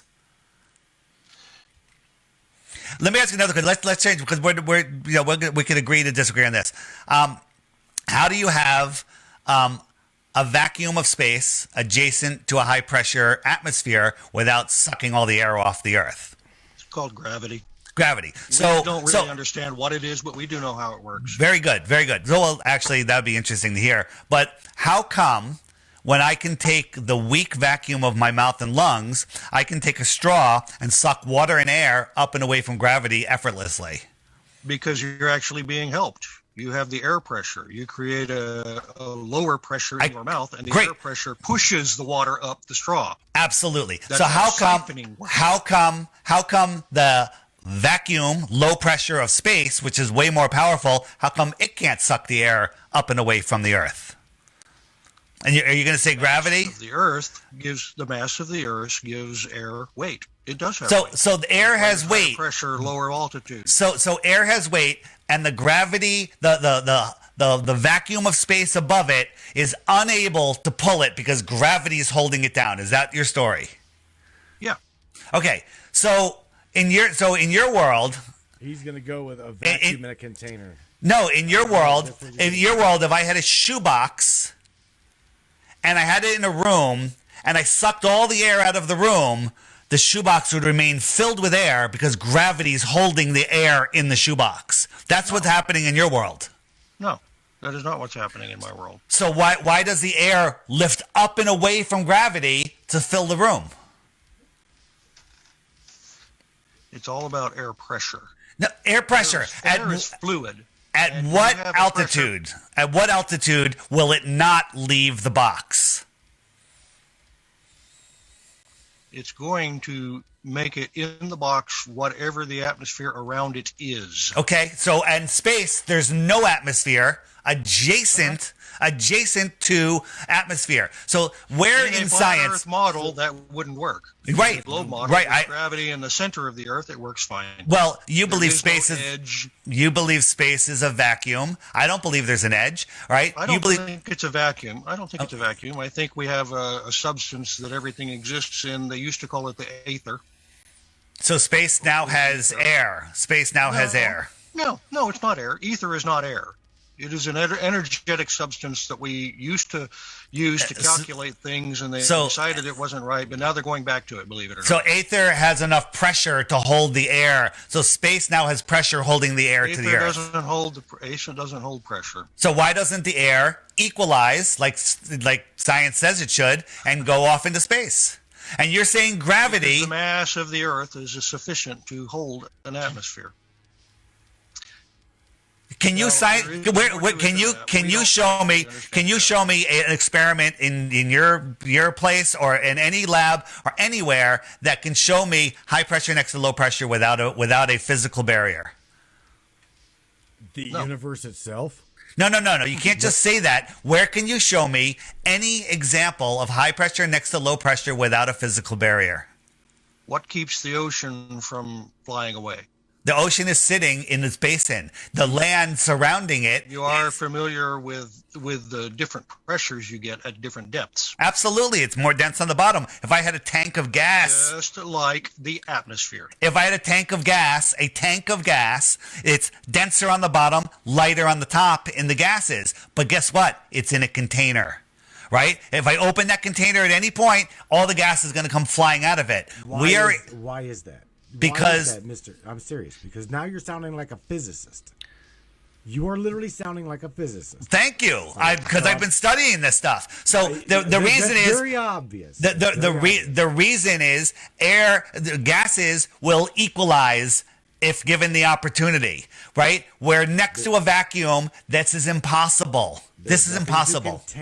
There's nothing to contain it. I agree with you. In the flat Earth, I believe that we're in a container. I don't believe that space is a vacuum. I believe space is liquid. NASA kind of tells us that by all the terms that they use. Ships, docking, the Sea of Tranquility. They're talking about all sorts of nautical things. You don't think that the electromagnetic vortex that the planet produces, okay? What electromagnetic from the positive to the negative polarity of the planet, the South Pole, the North Pole. Your flat plane has got a beginning and it's got an ending somewhere. Does it? Does your universe have a beginning and an ending? You just showed me that your drill stopped at how far? Your drill stopped at 7.5 miles. Okay. So our drill stopped. Our drill stopped. So you don't know what's below 7.5 miles, and neither do I. So stop claiming that the Earth is a magnetic, molten magnetic battery. A molten magnetic. No, don't put words in my mouth. No worries. I didn't claim no worries. That. I did not claim that. I'm telling you, the probable possible, okay, is that we are on something, somewhere, okay, something, whether it's a container or not. Space has obviously got density, because if it did not have density of some type, you're right, shit would fly off the planet. Even as we're flying through the space, okay, our universe is within a completely, if you would call it some kind of a catatonic state. It's just flying through space, unknown. We're held by, right? We are held by and surrounded by, what is it called? The Van Allen belt. There's multiple belts. There's the inner belt and the outer belt. Right? You understand that? No, what did you put your glasses on it? Cool story, bro. But see, all of the shit that you're telling us is a cool story. No, I'm actually showing you other explanations, and so you believe we're spinning. So hold on, let me just go. Dude, you know how this is my show. Go ahead. I have literally spoken about probably. Go ahead. Absolutely right. I apologize. You guys have got everything mathematically against, literally every single thing against what has been scientifically backyard astronomy proven. Jason, Stacy came on here as a backyard astronomer, and you done everything in your power to prove him wrong, and he experienced it. Matt, he didn't. No one has produced anything scientific yet. They say, I saw the space station. Well, scientifically, you can't see the space station, but he wants to ignore that. That's all right. Obviously. So hold on. Let me finish my point. My point is, name something scientific that proves we live on a globe, right? Because a globe in a space vacuum is impossible. Right? Name something scientific. And has anyone answered where we got the radius from? All right, go ahead. Well, explain why. I tried to, but you weren't going to let me finish that one. I want to ask you something. We have the pole star on the north, Polaris, and the night sky apparently rotates around that. Mm-hmm. How do you also get the night sky rotating around Sigma Octantis in the south? Yeah, that's a great question. And rotating the other direction. Yeah. So the first thing I like to say is looking at the sky is no way to prove the shape of the floor, but in the app here, if you click if you were to I'm going to answer it. I'm going to answer your question. Or with a dome over it, it doesn't work on a dome. I'm going to answer your question. Okay. So in the app here, and this question mark, if you hit that, and then you hit Southern Star Rotation, which is right there. I can't believe you guys got an app for this. Yeah. So Southern Star Rotation, these are videos that you won't be able to find on YouTube, because if you search like Flat Earth Southern Star Rotation, these won't come up. None of them will. But these videos here by some very smart people, the second one by this guy is amazing. This one you'll love. He uses all the calculations and everything. This guy builds a model showing you how we see the southern stars. Again, we can't go up. We can't touch them. We don't know how big they are. We don't know how far they are. So again, I don't look at the lights in my ceiling to describe the shape of my floor. But Dave, the guy that you were just talking to, does know how to measure the distance of the stars. Yes, he does. Now, he doesn't know how big they are or how far they are. Everything is scaling. Yes, he does. No, he doesn't. Yes, he does. Incorrect. How does he figure out the size of the stars without knowing the radius? What, I don't have a lot of money, but I know you're in Connecticut. Yeah. I will give you the gas money for your ass to get over there to Missouri to literally watch. I'm telling you, spend 15 minutes with Jason in his backyard, and I will pay for that fuel. Make me that deal. I'm not driving to Missouri, dude. Well, then listen, you need to spend some time with some backyard astronomers like him that have got the capability to literally measure from my front porch, where I'm sitting right now. NASA can't measure the size of stars. They lie about what they're doing. They say I'm sorry. Don't listen to NASA. Listen to Jason. If you go to your neighbors, listen to your neighbor, because your neighbor can absolutely tell you the diameter of a sphere in space. Your neighbor. Nobody can, because nobody knows the distance. You know how they discovered the distance of the sun? This is how they discovered the distance of the sun. They said, well, that Venus one day transited the sun, and Venus is about the same size as Earth, and they measured it from East Coast and West Coast, and one of them started earlier and ended later, and they looked at that. They did some really good math. They said, oh, the sun is 93 million miles away. But the question is, how did they know the size of Venus, right? Venus could be the size of a freaking basketball, right? You don't know. The sun being 93 million miles away was calculated about 3,000 years ago. By who? And how did they do it?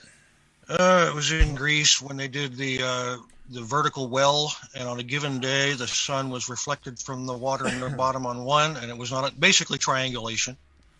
Okay. So We'll go back to that again. You're talking about the story of Aristophanes, where he could see the sun at the bottom of a well, so he got his guy to walk 500 miles, and they measured it, and he at the same time could see a shadow. This is a story that was stuck into our history books by the Rockefellers in the mid 1900s.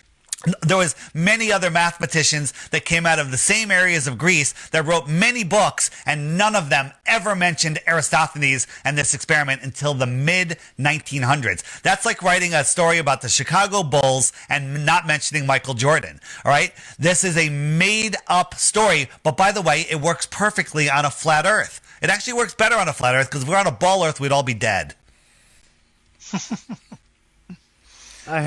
I have multiple questions for you, Dave. Fly. Let's go.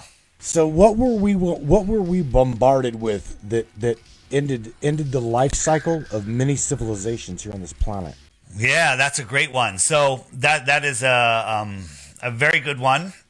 I wasn't there, but in the app, if you hit the web button right there, and you go to the mud floods, right?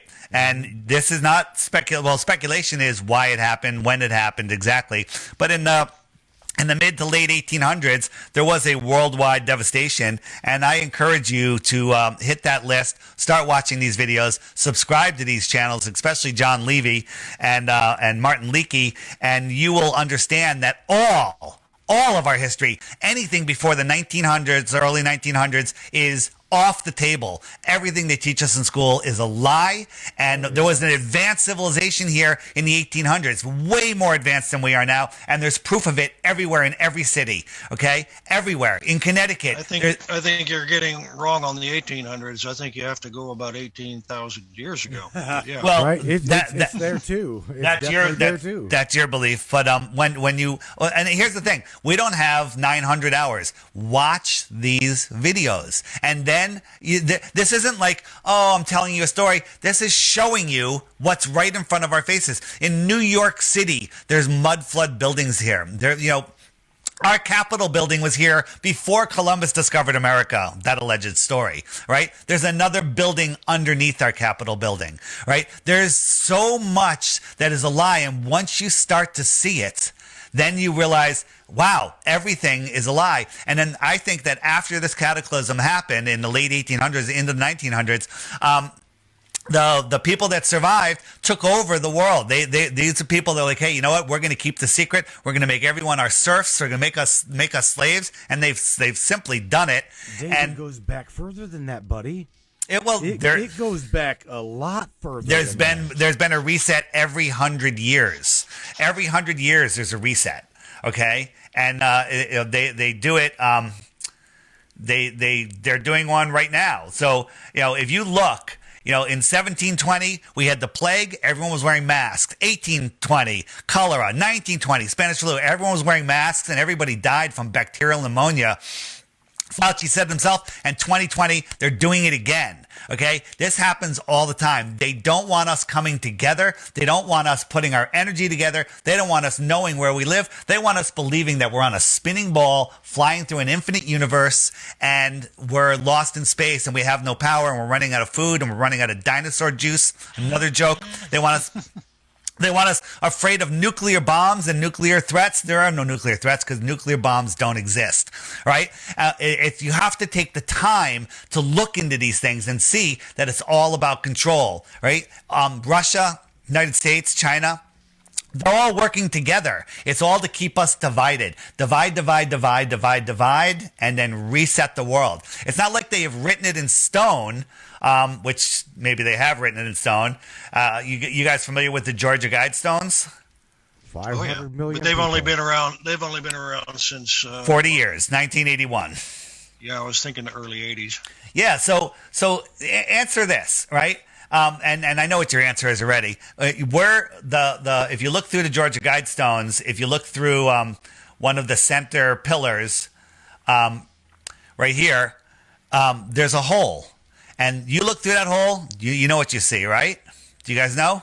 The sunshine. Well, no, you see Polaris. Right? Oh shit! Polaris is right through that hole. It's been there for over 40 years. Now, in the heliocentric model, they say, in 4,000 years, we're going to have a new North Star. Well, we should have shifted over a half a degree since they built this thing, and a half a degree would be way out of line. But the Polaris is still there. It hasn't moved. We're corkscrewing through space, going 4.4 billion miles a year, right? All the other stars are moving, and Polaris hasn't moved. That tells you that we are perfectly stationary. There's no continental drift, and all of the luminaries are spinning above us. All of the stars are fixed in their spaces, and all of the wandering stars we call planets, and they're named after gods. Go figure that out, right? This is impossible. You guys ever see this one? This is a war veterans thing, and every year on 11/11 at 11:11 a.m., the sun lines up with all of these holes and lights up this little emblem on the ground. One day a year. How is that possible, corkscrewing in a beehive universe? How is it possible that when we have planetary alignments, nothing tugs on anything else, right? Everything lines up perfectly. This is nonsensical garbage we've all been fed. Everything does tug on everything else. And in fact, since we've had the atomic clocks going, we've noticed that the Earth is actually spinning on its own axis a little faster. Well, then how come? Getting shorter. How come? Yeah, a millionth of a second. Genius, right? Well, yeah, but it is getting shorter. Dude, you are believing hypothetical nonsense. How is it that Polaris remains through this hole? How is that possible? I have to adjust the clocks on the computer systems I work with every now and then for that very drift. No, it's not hypothetical. It's real. Cheers. Cheers. Dave, look, bro, we're wrapping things up anyway. Wayne, you got look, we're all grown men here. We're all adults, and belief systems. I'm gonna tell you right now, when it comes to belief systems, everyone has one. Yeah. Okay, and they're sometimes they are so concrete. Sometimes you refuse to even look on the other side of the fence. Can I go through one more real important one? Okay. All right, Dave. On a physical ball. Let me go to presentation mode, Dave. Hang on one second. There we go. Right. Here we go. All right. On a physical ball. Something goes away, it has to disappear over a physical horizon. So you see my fingernail, that's the boat, and it goes away, and it's behind the horizon. This is a physical horizon right here. If we zoom in on it, you still can't see it because I'm behind a physical horizon. However, the horizon that we have here on Earth is an optical horizon. If the Earth is 24,901 miles around, a 6-foot-tall person standing at the edge of flat water should see a physical water horizon at 3 miles away because there's a 6-foot drop at 3 miles. So the rest of the surface of the water should be dropping off exponentially behind that. But right here in Long Island Sound, I can zoom in on a beach sitting right next to the water, and I can see people on another beach 7 miles away, and there should be tons of curvature. Tons, right? Like a couple dozen feet, right? So what is a horizon? A horizon is where the sky meets the ground, and that's the limit of your view. Now, if you zoom in, you can make it bigger. So here we go. Whoops, that's not what I wanted. Here we go. So we have an empty horizon. So I'm zooming in. So what I'm doing is I'm taking that horizon and I'm kind of making it bigger and bigger. And as I make it bigger and bigger, all of a sudden you can see there's a boat there. Okay? Because I'm zooming in on the boat. And now when I zoom out, it's the same as the boat going away. Watch this boat. It's going to disappear. And it's going to disappear from the bottom up. Right? It's not going over a curve. I just proved it because the boat is stationary. I'm just zooming out. And a glober will go, well, that's over the curve. That's over the curve. And then what it's behind is these tiny little waves in the foreground. My finger cannot hide my face from my chin to my nose, right? But if I move if this was a wave and it was closer to you, look, my finger's up there. Check this out. But the problem with this, Dave, is because your perspective doesn't change. Can you pause that video right there for a minute? Yeah, yep. Pause that for a minute. All right, now, right there, right? Mm-hmm. If we were to go up on the ledge or go up on the top of a mountain, you may just see more of the hull of that boat. Absolutely. Okay. Absolutely. Now, why is that? Because I'm showing you. See these little waves here? The water is rising up to your eye level. These waves in the foreground, so if this is a wave, it only covers my chin, but if it was closer to you, it covers half of my face. Can I hide this entire ball behind my finger? No. But you're not hiding a ball. You're hiding a flat plane. No, I'm hiding a boat, right? And so look, this ball, this whole thing can hide behind my finger. Right? It's all perspective. And once you understand how perspective works, you'll start to see that things aren't going over the horizon. A ball requires a horizon at 3 miles. It requires a horizon no farther than 3 miles. So I'm trying to find another. Then why is it that we're able to visually see? Sometimes you'll see the visibility is 20 miles. The visibility is 14 miles. Yeah, that has to do with atmospheric conditions. So here's one for you, right? The light, you see things because light is bouncing off of them. Other than the sun is producing its own light. So here's a spot in Illusia, France. Out here is Mount Canigou, but it's 175 miles away. From this height, according to globe math, Mount Canigou, the top of it should be over a mile below the physical horizon. You have to believe this is a physical horizon if you're on a globe. Okay? This is an optical horizon. But the Mount Canigou is actually in the foreground. You can't see it because the light that's bouncing off of it can't push through the thickness of the atmosphere, just like you can't see the far end of a long pool, even though the water's clear. It just becomes too thick. But twice a year, when the sun is migrating in between the two tropics, it lines up with this viewing spot and the mountain. And as it goes beyond the mountain, it backlights the mountain, and all of a sudden you can see it. The top of Mount Canigou right here should be a mile below the curve. Okay? The globe scientific explanation for this is the sun has already set, the mountain is miles below the curvature, and it's refracting up and stopping at eye level. Okay? I put my glasses back on because that's a cool story. All right? This is right here. This is not a mirage. It's there. You can only see it twice a year when the sun lines up with it. Otherwise, it's invisible. Okay? We can't see forever through the thickness of the atmosphere. As the sun goes away, it just takes its light with it. Light doesn't travel for billions of years. You have to believe that the light coming from Polaris is spreading out in all directions and staying just as bright.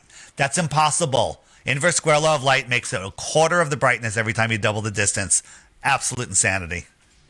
I can tell you. Well, if you were to get half the distance between here and Polaris, it would seem brighter. It seems the same brightness because that's as bright as. How about half the distance from here and the moon? It would be 4 times brighter. The moon isn't a light. Well, no, any light, a reflected light, its own light. So let's say I'm sitting here, I'm in the middle of nowhere, it's a full moon, and I could read a book by it. Let's just say that's 1 lumen. It's probably more, but 1 lumen. I go halfway to the moon. I go, it's now 4 lumens. I go halfway again, 16, halfway again, 64. And by the time you get to 100 miles from the moon, it's like millions and millions. It's like tens of millions of lumens. It would be brighter than we see the sun here on Earth, but the astronauts are up there taking pictures and stuff. All of it doesn't make sense when you put it to the scientific method. When you actually look at the numbers, look at what they tell us, look at what we're seeing, look at the angular resolution limits of our eyes, look at all of the science, all of it proves that it's all bullshit. All of it's bullshit. You haven't given me one scientific proof other than I saw a fucking light in the sky and think it's a space station, even though it's too small to scientifically see. You haven't given me one scientific proof of the globe. That doesn't mean the Earth is flat. He actually gets videos showing the solar panels and stuff like that. You're being tricked. I'm telling you, you're being tricked by an airplane. We had a NASA whistleblower that told us there's 5 of them. 2 are in Alaska. 1 is in Russia. And I forget where the other ones are, and they take turns and they fly. There's times where you can watch it says, all right, you're going to be able to see the space station transit the moon here, and you watch the line, and all of a sudden it just disappears. It's like, what happened? You know, or the lines just stop. They're probably going to get more fuel or something. It should be consistent. It's not, right? It's not. And the thing is, you cannot see. I've said it 10 times already. You cannot see something 50 times farther than a 747 with your naked eye. You can't see it at twice the height. And you guys, that one thing right there blows up your entire world, so you can't accept it. Oh my God! All right, Dave. Welcome to the Matrix. Hey, you're more than Matt. You're awesome. I told you you'd invite me back. I told you. You're more than welcome to be back. I told you you'd invite me back. Matt, listen, I appreciate you. I appreciate your open-mindedness. I don't expect you to believe any of this. But here's the challenge I have for people. Okay. I'm offering 3 Bitcoins for 1 proof of the globe. But you have to watch the daily video every day on the app. Every day, a new video shows up. Short ones during the week, longer ones on the weekend. But here, wait, very important. Very, very important. And this is for your 2 guests also and everybody listening. All right. In the app, there's a very important playlist. If you hit the web button right there, right, up comes this playlist, and then down on the bottom right, full-length videos. You hit that list right there, and there's a whole bunch of videos here. These are awesome. Watch them with the family. Get some popcorn. But the top one is a new one. It's called Flatten the Curve. It's whistleblowers from the Navy, from the Air Force, from the Marines, right? These are professionals, and they're explaining how weapon systems work and how submarine sonar work, and it doesn't work on a globe. Just watch that video, okay? Watch that video, and then watch the next one, and then watch the next one, and then you'll be in the same boat as I am, because you'll be like, holy crap, the Earth is flat, okay? Holy shit, Dave. Holy shit, the Earth is flat. And one other thing, just to show you that I'm not alone. So this is my area right here. I'm on Long Island Sound. Let it load for a second. This is called the Flat Earth Friend Finder, and these are the number of flat earthers in my area. These are the people that have this app that are on here, and you can message them, you can contact them. I can send out a group message, that smaller circle. I love the Matrix mind. 307 people. I could say, hey, everybody, we're having a meetup. Excuse me. Dave said he loves the Matrix minds. That's what Dave said. So there it is. There it is. It's amazing. And if we let's go look at Ohio. I'll just switch to this view real quick. Ohio. There are a couple of questions about the flat Earth model that I do have. What is the dome made of? Yeah, the great question. Don't know. I haven't touched it. Haven't been there. Maybe if they let us go to Antarctica, we can figure it out. But some people think that it's ice. Some people think it's frozen oxygen. Some people think biblically it's glass. Some people think it's energetic. Some people think there isn't one. Okay, I don't know. I can't touch it, so I can just speculate on what I think it is. But here's something that which we didn't touch on, and just want to throw it out there. Okay, this one you might like. Okay. The closest planet, the closest star, do you guys know? Closest star? 4.5 light years. Name? Alpha Centauri. Okay? Alpha Centauri, 25 trillion miles away. 25 trillion miles, right? If I was traveling a mile per second for 1 trillion seconds, how many miles have I gone? Oh, come on, Dave. You got this. This is easy. 1 mile per second for 1 trillion seconds. How many miles have I gone? I don't do math like that. See, this late at night. Guys, at night. How about this? If I'm traveling 1 mile per second for 10 seconds, how many miles have I gone? 10 miles. 10 miles. Well, I'm going for 1 trillion seconds. How many miles have I gone? Well, a trillion miles. 1 trillion miles. See, they don't teach us to think like this. So I'm traveling faster than anyone's ever traveled, a mile per second for 1 trillion seconds. I am now 1/25th of the way to the closest star, where the other stars are magnitudes farther. 1/25th of the way there. How long is 1 trillion seconds? If you guess it within 2 days, I'll give you a Bitcoin. Well, I'd have to calculate it. It's 31,000 years, okay? 1 trillion seconds is 31,000 years. They tell us the closest star is 25 trillion miles away, and we can see it with our naked eye. That's insanity. That's absolute insanity. But that light... Except most of that distance, you're not looking through atmosphere. That star could have been dead. I know that's cool story, bro. Right, but the light is the light is still spreading out in all directions. It's getting dimmer and dimmer. It doesn't work that way. Once you understand that light thins, like if I was blowing up a balloon, the balloon's nice and thick rubber. I blow it up, it gets thinner and thinner and thinner and thinner until it's nothing. Okay, until it's nothing. Who taught you this? I studied this stuff nonstop for 6-7 years now. So wait. What is your job? What is your daily job? I quit my own company, super successful company. I was in a commercial solar power developing company, and we're doing great. We develop commercial solar power systems. We finance them, we construct them, and we move on to the next one. Okay, for commercial buildings. Okay, but I walked away from it all. To be able to talk to people like you guys, to help people wake up, because the world is in chaos right now, and the way they're getting away with it, people are lost in space. They don't know where they don't know where they live. They don't know what power they have. They don't know that they're at the center of creation. They don't know that there's no such thing as nuclear bombs. They don't know that there's unlimited food, unlimited water, that every family in America could have a half an acre in Texas. Okay, who funds you? No, well, that's a great question. I sell the app. It's $3. $3 app, and if you want to be able to message people, there's a subscription for $11 for the year. It's super cheap. Just go read the reviews. People love it, and it was able to support myself with the app. So I said, I'm quitting my job. I'm going to do this because I want a future for my kids. I want my kids to have a world where we're not slaves, and we are going into this friggin' slave system right now that people have no idea what's coming in the next couple of years. The World Economic Forum is going to destroy all of us, all right, until we wake up. And what I've noticed is if you wake up to this, you wake up to everything. But let me just finish my last point. So believing that aliens come from if you believe in aliens, of course. Sorry. I believe in aliens. I believe in ET. So that they're coming from a planet going around a star. If they're near the closest star, that's 25 trillion miles away. The other ones are way, way farther. But what if the world was set up? What if the world was set up like this? Hold on. That's Antarctica. What if the world was set up like this? We live here. Here is the shoreline of our pond, which is Antarctica, right? And out here, there's more land. What's another word for more? Extra. What's another word for land? Territory.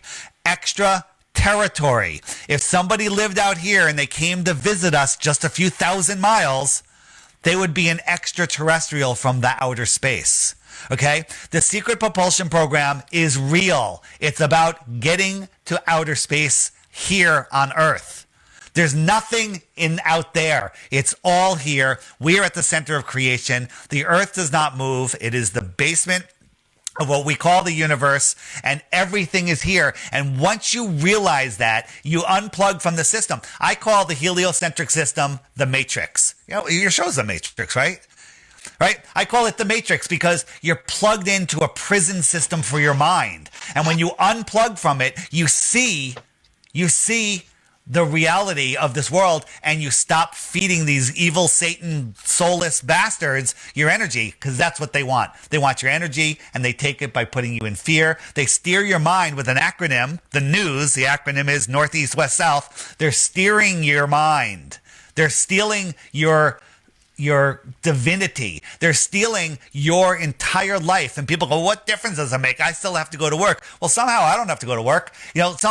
When you take your life back, okay? And by the way, this is much harder than my job. My job was so easy, okay? This is so much harder.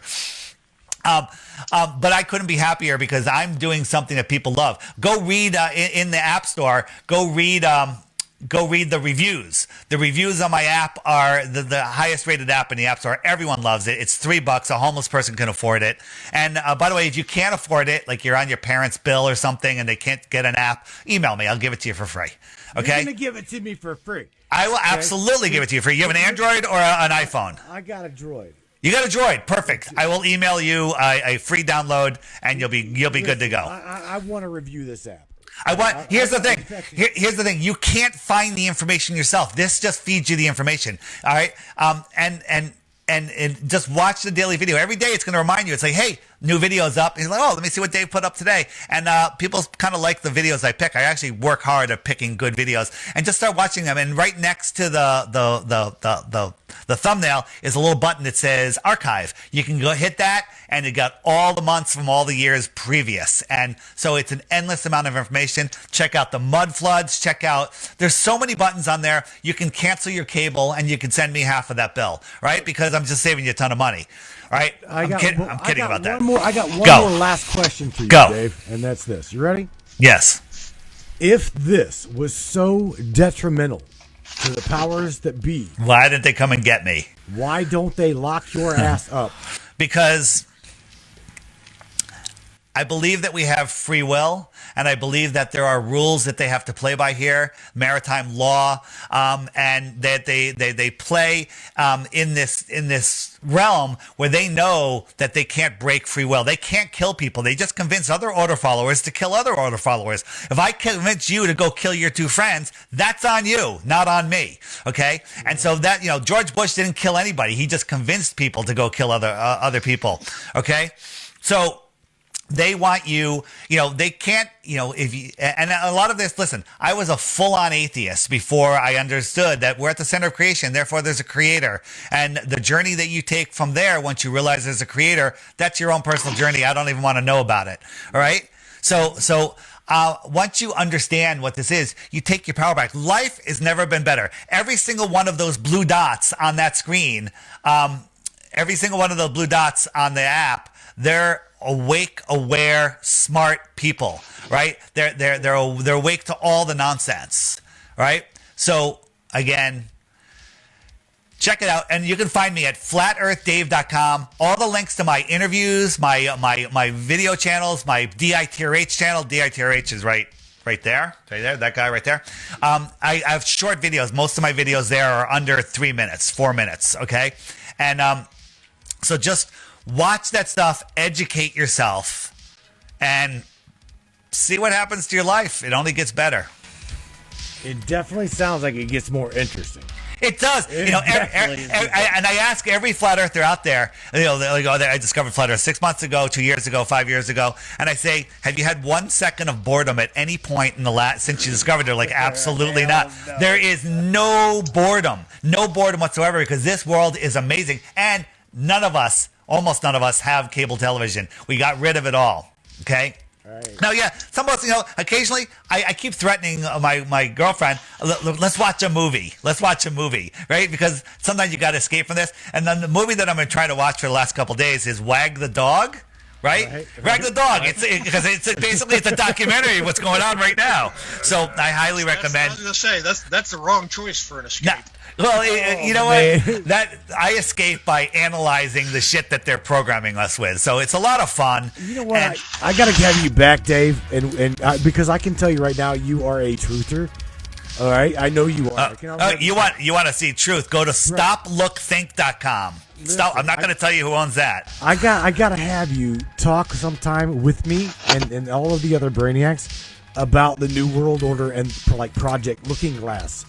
Project Looking Glass, the technology, all of the different topics that we cover, because they, like I told you in the beginning, I have got an open mind, okay? Not open enough to my brain's gonna fall out, but enough to question the reality that I'm in, okay? And indeed, I'm going to question a lot of the things that you shared with me tonight. If you give me the app, indeed, I will watch the videos when I got time. Yes. Follow me? I mean, I'm serious, Dave. Whenever you said, I think you're gonna like me, Matt. Dave, I do like you. Okay? I do like you. You're a little pushy. I am a little bit. Well, that comes with my heritage, I guess. Yeah. I'd love to get Matt. I'd love to get him and Charlene at it. Charlene's from Jersey there, so I got hands on $5 on the girl, dude. I actually had access to Project Looking Glass, and I'm going to show you what I saw. What I saw. Shit. Don't do this. What I saw. Dave, don't do this. This is what I saw right here. It shows that in January of 2021, there's going to be millions of people on the app. And Neil deGrasse Tyson is on the run. Bill Nye and his bow tie are in jail. Right? It's Project Looking Glass. I saw the newspaper. There you go. Jesus Christ. All right. Well, you know what? You got to at least plug the Matrix on your show because I know you have had. I don't even have a show. I go on other people's shows, but I will. No. You will be your video. And I'm recording it. So I'm gonna put this on YouTube, and it will be on the app.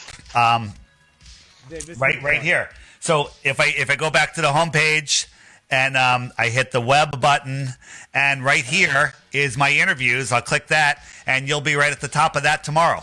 Okay. Cool. And by the way, there are a few interviews in here. I probably don't have 20 minutes to get to the bottom of this list. It goes on and on and on. See, that's how you were able to float them numbers as fast as you were. Boom, boom, boom, boom, boom, boom, boom. But it's okay. Look. All right. Again, nobody comes here. Nobody comes to Matrix without saying something positive. So, Mr. Wayne Stewart, you are the guest caller. Dave's interview. Say something positive to humanity, Mr. Wayne Stewart, on your way out the door, will you please? Well, I am positive that most, if not all, of what we are fed daily is indeed inaccurate, incorrect, and outright lies. And we are in the process of breaking the matrix and getting down to what's real behind the lies. And I think we're going to make it. I agree. I think that we are going to win, and as soon as people get their heads out of their rear ends and realize where we are, that's going to make the difference. Hell yeah. All right, Mr. Wayne Stewart. Thank you, buddy. I appreciate you, Wayne, like always. And Mr. David Weiss, Mr. Flat Earth Dave. Say something positive on your way out. Again, I thank you. I appreciate you for sharing your vast amount of knowledge on where we possibly could be. Guys, all I say is don't believe anything I say. Go verify it yourself. The best way is with the app. But if you don't have a smartphone where you can have the app, you need an Android 8.0 or higher, an iPhone 6 or better. Just go to flatearthdave.com. There's plenty of resources there, all for free. My podcast is there, endless videos. It's all you really need. It's all there. Awesome. Flatearthdave.com. See, that's the thing. I didn't put it down below, or I would have. Dave, again, that's right. I appreciate you one more time, my friend. And yeah, you have made a friend in Ohio. Okay, we've got lots of things to talk about because this is only one topic that you and I both dive into. I can tell you that right now. This is only one topic that you and I can connect on. Okay, because I don't know where the hell we're at. Okay, so any kind of vast knowledge would be much credible. All right, good night to you, Mr. Dave. I appreciate you without a doubt. Thank you once again. All right, man. Thanks so much. All right, good night to you. We'll see you. All right. Recording stopped. All right, my friends. Mr. Dave be out of here. Mr. Wayne Stewart still left in the house here. I'm going to go ahead and close out Wayne. So Mr. Zoom call would be gone. Wayne, I don't mean to do this to you, but I'm going to do this to you. I love you. I'll see you. To everybody. Shout out to everybody one more time here in the Matrix Minds. You guys just heard it. I'm glad that we did not argue. I'm glad that we did not fight. Because, again, I'm a person that questions every single thing that I'm around. I truly do. And he had some really, really, really good, valid points. Won't lie. But that right there that I'm looking at, welcome to Earth. You got Mercury, Venus, flat Earth, all right? Mars, Neptune, Jupiter. You know what? Oh man, it's a little bit too much for the head to wrap around. Again, you got to dig into it. And you know what? It's not that I'm just gonna brush it off. I mean, I've been searching for the inevitable, possible, probable for a very long time. And the only thing I can say is I've heard Larry Hawkins say this. Let me share this. And I gotta share this because there are those who know, without a doubt, where we are, what we are, why we are.